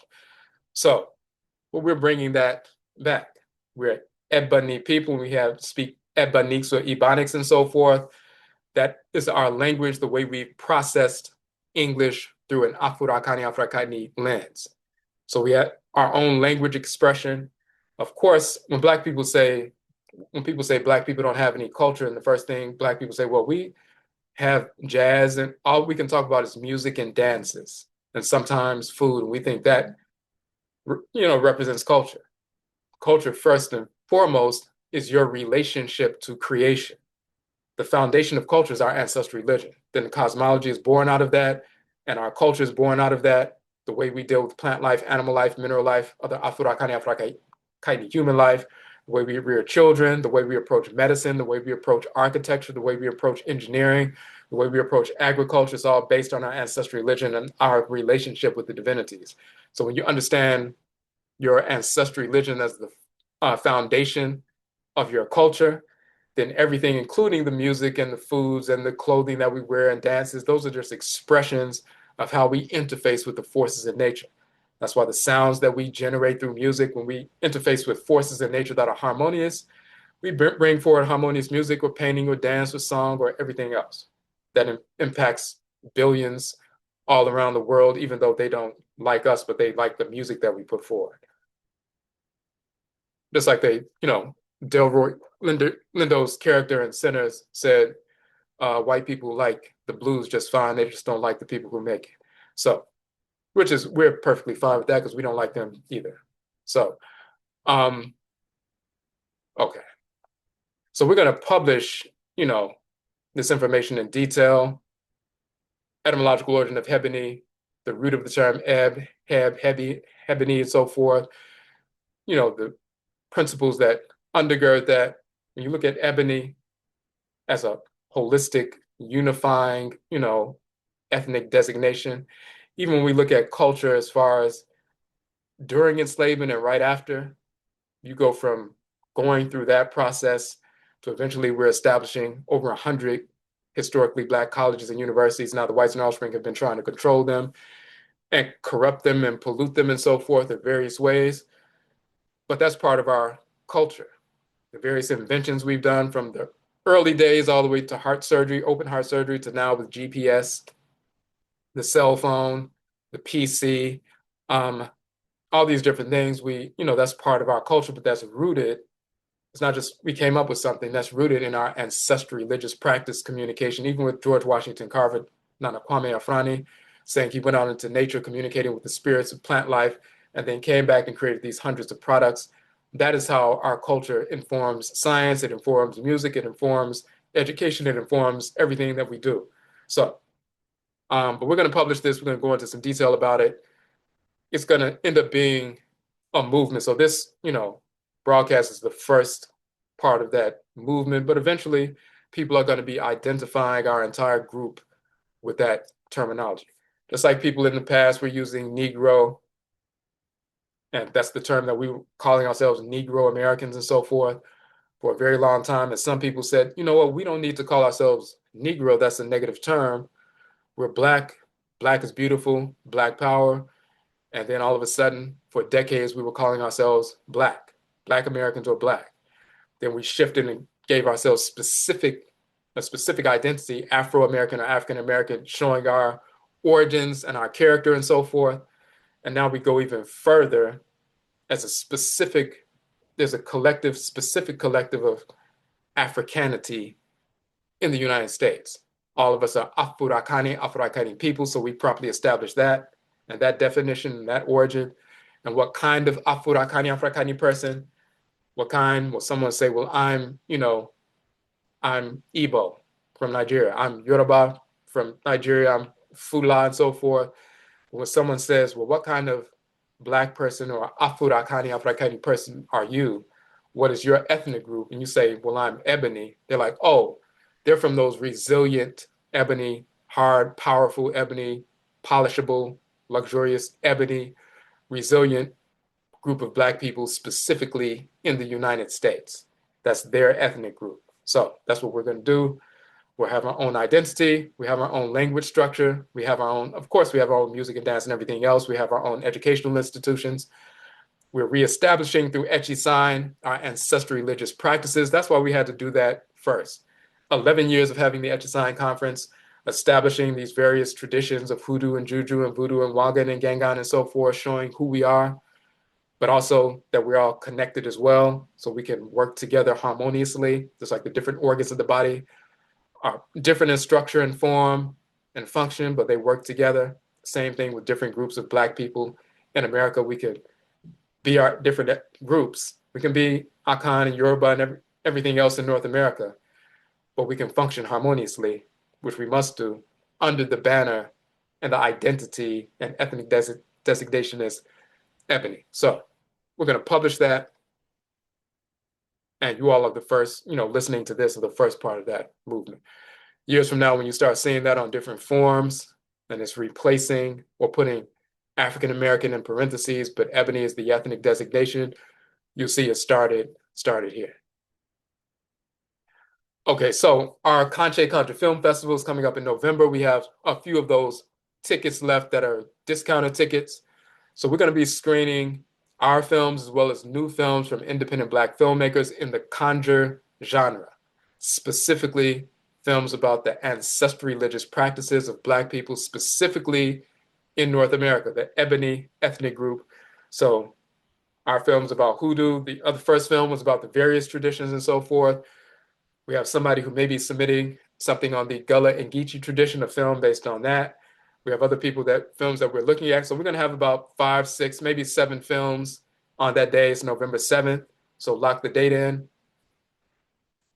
If you go to the tickets page on our website, the Kanche Film site, you'll see that the regular tickets are going to be $40. We're renting the 365-seat state-of-the-art theater here in Washington, D.C., in the Black community. The early bird tickets are $30. Some of you know this already. To rent the entire theater is $5,115 for that 365-seat theater. So we already have about 25% of that, but we have to cover the other 75%, which is like $3,800 to cover the rental and so forth. So selling the tickets, we also had a crowd fund, we still have the crowd fund, but selling the tickets will allow us to cover the other remaining $3,800 to cover that theater and so forth. So if you could go to the page, I'll put this link in the chat room. If you can go now and make a ticket purchase, when you go to the Square platform, and let me show this right quick, and then we'll open it up for questions and answers.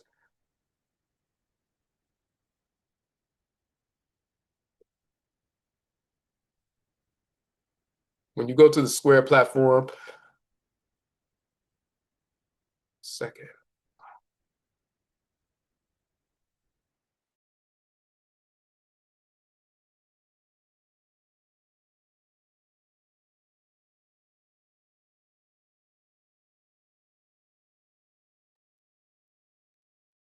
Okay.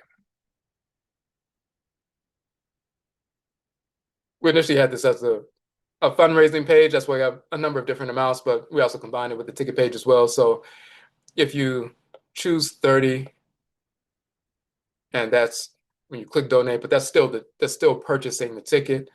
So you'll see it says continue to the card at 30. And what you'll see here, so you'll see it, $30 for one of the tickets for the full, it's like a 7-hour day. We're gonna have presenters and vendors and everything else.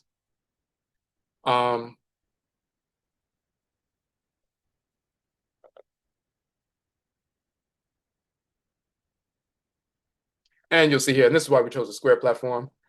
If you choose Afterpay at checkout, you pay $30 for a ticket, 4 interest-free installments of $7.50. So you would only have to pay $7.50 today.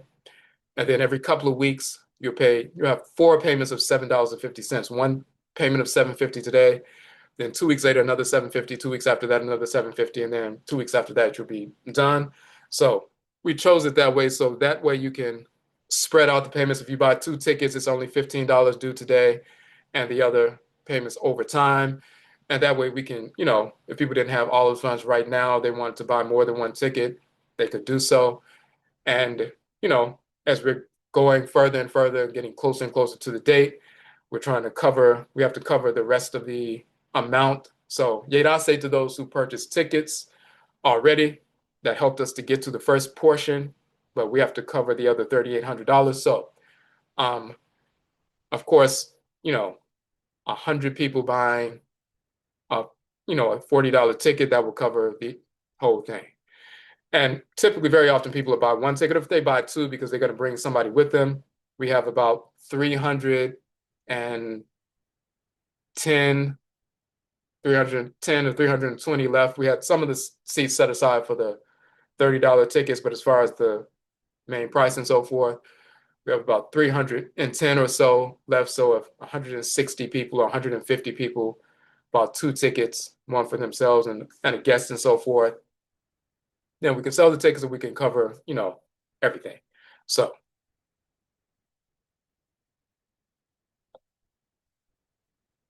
okay. So I just want to make sure I didn't miss anything in the chat room. If you have any questions, of course, you can post that. You said, wow, never knew that, referring to the term Ebonics. Made I say for teaching this, Sarah.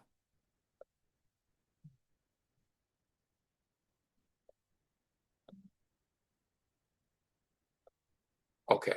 And as we go along, when you check our YouTube page, and we're going to restart our HoodooCast podcast as well.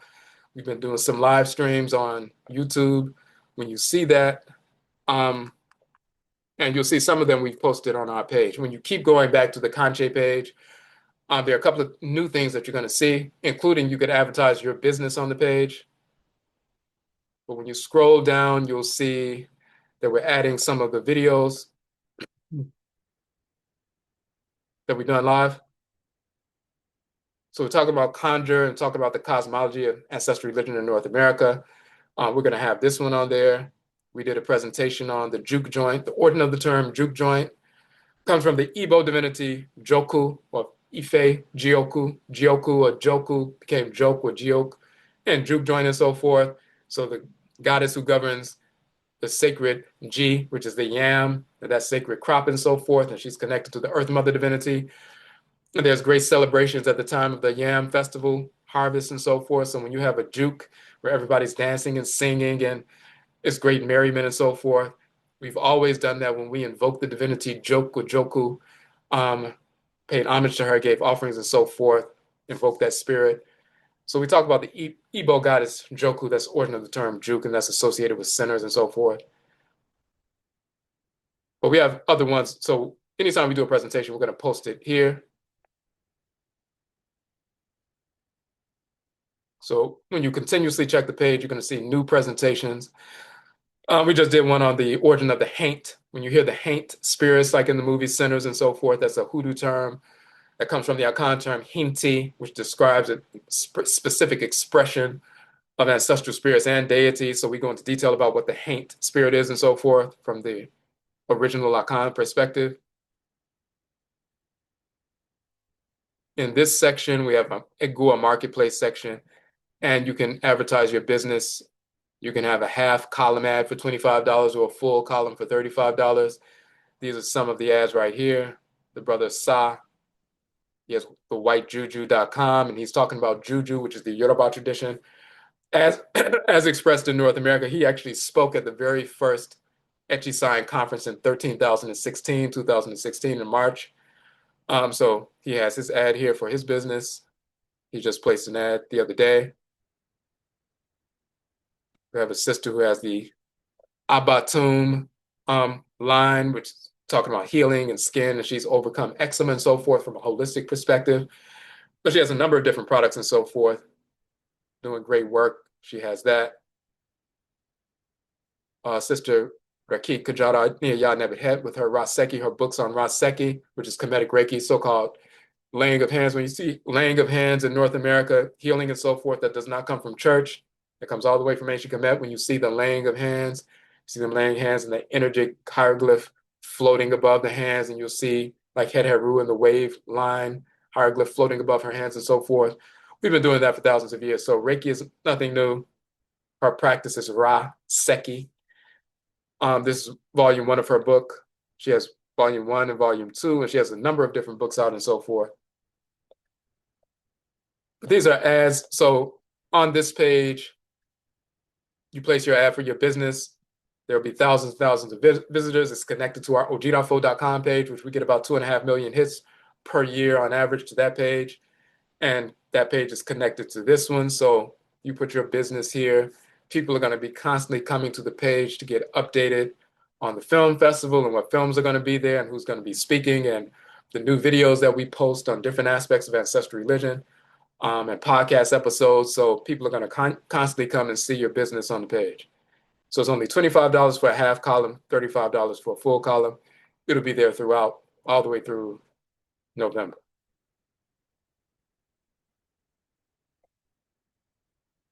We'll come back regularly to check the video section of the page because we're constantly going to be adding new videos, to that.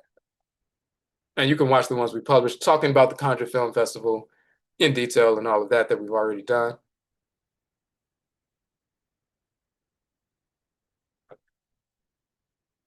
But this is the ticket page. So kanchefilms.com is the link.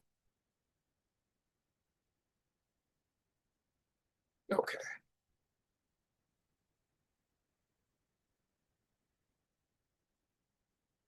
Okay, you said you saw a couple of events happening in nature. And this week, is it in relation to the spring equinox? Baby eagle was born and bears emerged from hibernation. So the bears emerging from hibernation, absolutely, that's in relation to that. We actually, it's interesting, on our very first AKYISAN conference,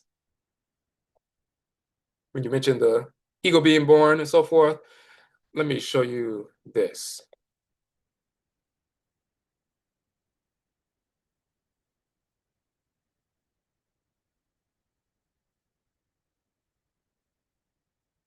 Okay. So we said we have Hoodoo Mind, the Hoodoo Nation Festival in October. We just had our 11th annual in October, focused specifically on Hoodoo.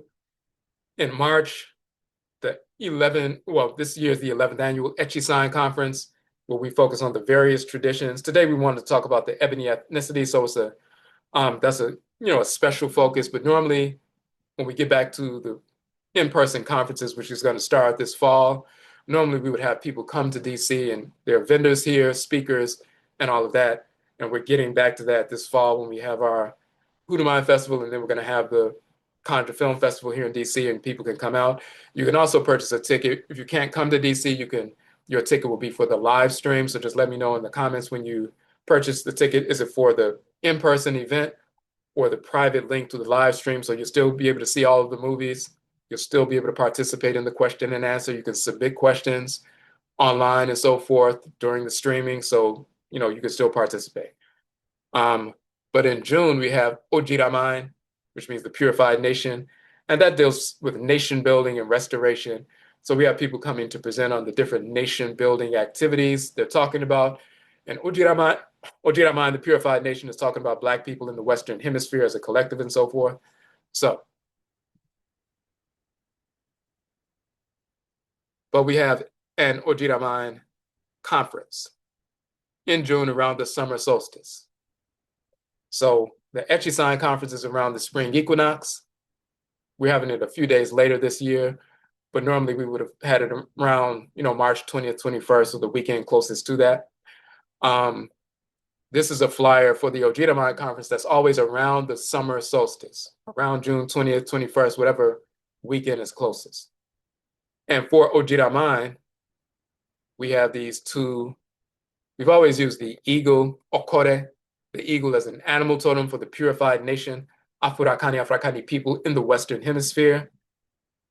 As a group, those who were caught up during enslavement, but then we're returning to our culture and so forth. So it's a nation building conference. We use okore as the symbol for Ojiraman, the purified nation. So as a nation of Black people in the West, the Western Hemisphere, away from the continent, whether it's North America, South America, Central America, the Caribbean, our entire group of Black people in the Western Hemisphere is Ojiraman, the purified nation.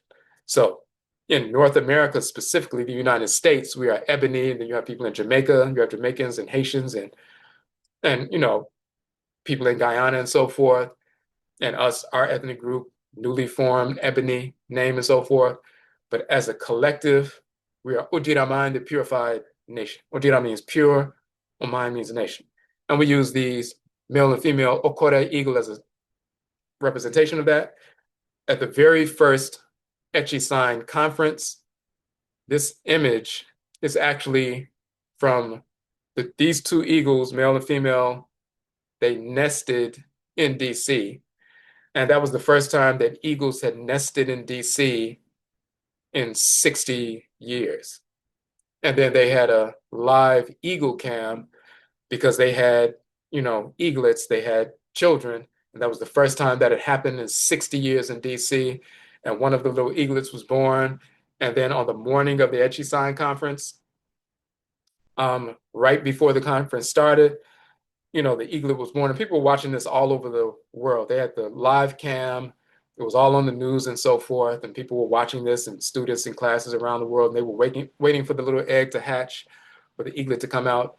But the symbol of the purified nation, Ojiraman, at our very first conference in March of 13,016, the symbol of our nation, returning for the first time.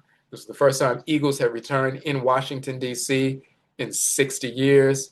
Well, this was our first conference ever, and it represented, in spring, the return, not only of, vegetation and, greenery and, all of that, renewal, but it was a return to our ancestral religious practices, ancestral religious reversion. We said AKYISAN to return, sign back, Ekchi. So we were returning to ancestral religion.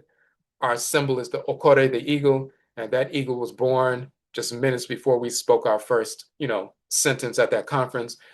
And the same thing happened, which is interesting as well. That was in March 13,016. A few months prior to that, in October, was our very first Hoodoo Mind, Hoodoo Nation festival. And I'll show you that as well. And this is important just for, as a signature. Yinsamafo will leave their signature on things that are taking place.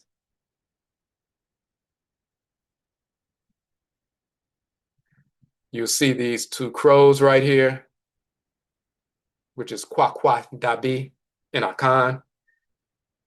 Those two crows are, it's a sacred animal totem in Akan culture for the Asona Abusia, the Asona Matriclan, the raven, or the white-crested raven with the white feathered collar, black bird with the white feathers around the neck, or the crow, our Kwakwa Dabi. We mentioned that in our hoodoo film. That was our sacred symbol, Achinebo, our animal totem for the Hoodoo Mind, Hoodoo Nation Festival, and that's why we have it on the flyer. We just had our 11th annual one back in October, but the very first one, a few months before, the October before we had our very first AKYISAN conference, those two crows are not just any crows. This was the first time that crows had nested in this region of Washington, D.C. in 100 years. And it happened right around the time that we had our Hoodoo Mine Festival. So that picture of those two crows comes from those crows that nested right here in this region. Then a few months later, when we had our very first AKYISAN conference, and our symbol is actually the okore, the eagle hatched. That was the first time in 60 years that eagles had nested in this region again. They were gone because of pollution and other things, and then they returned, and people were like, oh, the ecology or ecosystem must be getting cleaned up a little bit because eagles have returned to Washington, D.C., and it was a big deal. So our symbol for the hoodoo tradition, and we found this out with the hoodoo part, we found this out later, after we had the festival, and then we were reading about it, and you can read it, Google crows returning to Washington, D.C., and you'll see it was a long period that crows didn't nest here. And then they showed up right around the time we had the Hoodoo Mine Festival, our very first one. And then a few months later in March, our very first AKYISAN conference. That's exactly the time, and literally the morning of, people were waiting for that eaglet to hatch. The morning of our conference, as we were getting ready to go to the venue and so forth, and then we got to the venue, that's when the eagle hatched. So that eaglet hatched in DC, and we hatched as well in DC. And what we've been doing with regard to hoodoo and juju and voodoo and AKYISAN and Hoodoo Mine, Hoodoo Nation Festival. Now everybody's talking about hoodoo because of the film Sinners, and you see all over the net, people are having hoodoo festivals. When we started this back, 11 years ago, there was only one major hoodoo festival in the country, and it was in California, conducted by our enemies, the whites in Alice Spring, and white homosexuals pretending like they're practicing hoodoo and so forth, and they're having a yearly festival. And we were looking around, Samafo made us have a festival. We weren't even thinking about, that wasn't even part of our calculus, even the idea of a festival we weren't even thinking about. Samafo had me do that, and when I searched around and see if anybody was doing that, nobody was doing it except for our enemies, the whites in our spring, trying to co-opt the tradition. So we started that 11 years ago. Then years in, all of a sudden on Instagram and, Facebook and now TikTok, you have all these people talking about they practice hoodoo and they have these little hoodoo temples, and now they're having hoodoo festivals yearly, and some of them pretending like they're experts and so forth, yet they don't even know that hoodoo is the Akan tradition. They think it comes from the Congo. But because of what we did, it spawned a great deal of it, interest. And people weren't looking down on hoodoo, they were interested in it. And the next thing you know, you have this Sinners film, and now millions of our people in this country and of course around the world, they're like, what is this hoodoo they're talking about? And now that they see the film, they're going to want to know, okay, I want to know more about this. And because we've been doing this for 11 years, they'll say, okay, these people must have some authoritative information on it since they've been doing this. I'm not going to learn about hoodoo just from some little Instagram page of somebody who's only been around for a year or two. These people have been having a festival for 11 years.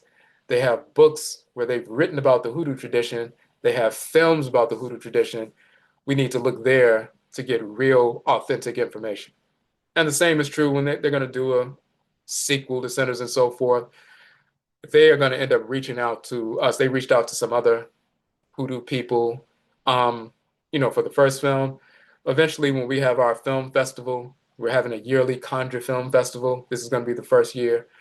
When people are doing documentaries and books and so forth, they'll be reaching out to us to get accurate information. Some people do that already on a lower scale, but we want authentic information, not people are just jumping online to talk about hoodoo because it's interesting and it can make money for people, and they're giving out false information. We want accurate information to come out. So the benefit of doing festivals like this, and ancillary benefit, is people who are doing work, documentary, or even through entertainment, if they want some real information, they would have to come across the work we're doing. All right. But those are, a couple of signature things that happen. Our first festival on hoodoo, our symbol is the Kwakwa Dabi. We mentioned that in the film. When we were in Ghana, that Kwakwa Dabi flew right in front of our car and so forth after I gave an offering to the ancestral clan whose major totem is that. So we showed that in the film and so forth. But we have our first Hoodoo Mine Festival. The Crows assemble, and the Crows show up in DC at the time for the first time in like 100 years.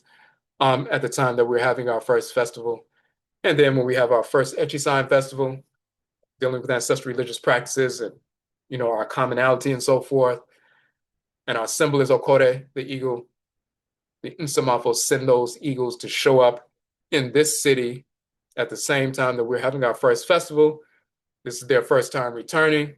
So it was a signature that something is returning that's going to benefit our people. So this is an important year because, 11 years is a sunspot cycle. It's a sacred, cycle and so forth.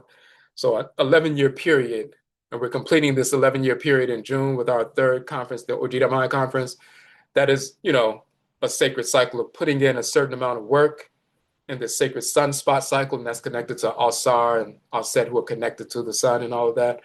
And now, as we move forward and establish this yearly Conjure Film Festival, that's going to be something that's educational for the entire Black family all around the country. And people will be coming from different parts of the world to come to our festival yearly, submit their films, educate our people about the various ancestral religious traditions, the conjure film genre in North America. So we're building, consistently. Okay. Okay, so again, for those of you who have not had a chance yet, please go and get our tickets now. I'll put the link in the chat room.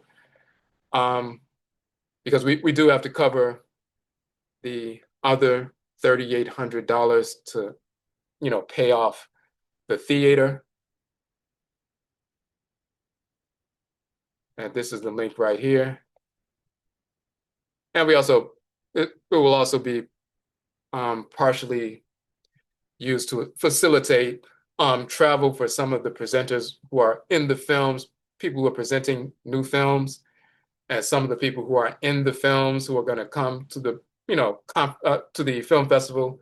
When we have the question and answer session with the producer after the film. So you watch the film, then we have a question and answer session with the producer, and some of the people who were in the films and so forth. So to help them with travel and so forth, that's part of the ticket price. But the major purpose of the tickets is to cover the 365-seat theater. And yet I said we had somebody purchase tickets. In fact, late last night, we had somebody purchasing. So yet I say for that. Any more questions before we log out? Continue to watch our YouTube channel.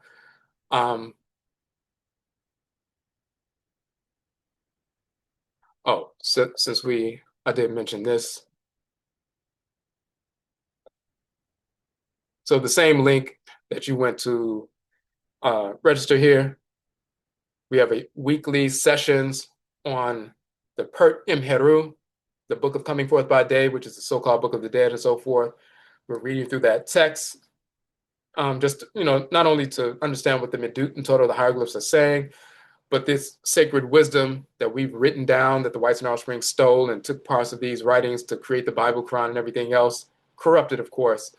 But we have our ancient ancestral religious texts. We're the first ones to pen, or compose religious, writings and so forth, compositions. We need to know what our people were saying. It impacts us physically, spiritually, culturally, and so forth. There are guidelines on how to conduct ourselves, overcome things spiritually, physically, medicine-wise, holistic health-wise, spiritually, culturally, and so forth. So we have those sessions weekly on Sunday. Chrissy. Chrissy? Okay. Yeah, I can hear. Yeah, I just want to ask a quick question. Did the ancient Akan people, right? Did they have settlements in Lower Togo, Benin side? Did they have settlements near that side? So if you look at first we were up in the region of where Mali is now, the ancient empire of Ghana, and then we migrated further south. to Right. where Ghana and Ivory Coast is now. Those who, for example, the Akwamu people, the Akwamu Empire, they were in a certain region. And now where they are in the eastern region, they had expanded their empire. So the borders of the Akwamu Empire ended up going to where Ouida is right now. So part of Ouida, where Benin is now, some of the Ewe people, um, um, and Akan people were in close contact. This is why you see that even in Ghana right now, as well as Togo, um, there's some cultural interchange. Like you have kente cloth, and then you have the Ewe version of kente cloth, because Right. the Akan people and Ewe people were interacting because they were living close to each other. The Akwamu Empire touched. So you have Ghana, Togo, Benin, Nigeria. So Right. in the eastern region, now it's Akwamu Fie, the home or Fie of the Akwamu Empire, and the subgroup of the Akan. Akan is a major group and it's nearly 30 million, but one of the subgroups is Asante, that's a big one. Fanti is another subgroup of the Akan. Akwamu is the other subgroup. I happen to be Akwamu, but the Akwamu Empire was in a certain region, then they moved to where they are now, Akwamu Fie, which is in the eastern region, near the Volta River and so forth, which is the Frau River. But their empire at its height stretched into where the borders of Togo is right now. So Right. that's why you see Evian Akan people having an interaction. Okay. Okay. I just to answer that quickly because I either get some. I remember I had to do my DNA test and I had spiritually my ancestors told me I am a Khan, right? So what happened is that what they told me is I came from my father's side, right? And the funniest thing is the DNA test when it broke down the regions of where the DNA comes from, right? The majority of Okay. the Khan DNA is coming from my father, right? But then he's also giving me some Togo Benin. So I wondered to myself, wait, was this connection, right? But yes, you got to mix the spiritual confirmation with the physical confirmation to really understand it. Right. Absolutely. Because it'll show you, specific aspects of DNA physically, but then you need to know the spirit that entered into the womb, what side of the family came from. So yeah, when we did a whole video on that, you may have seen that, but yes. But yeah, there's connection. Sometimes when you see, like myself and Voodoo Queen Kalinda Laveau, who's in New Orleans, and we've done work together, presentations and so forth.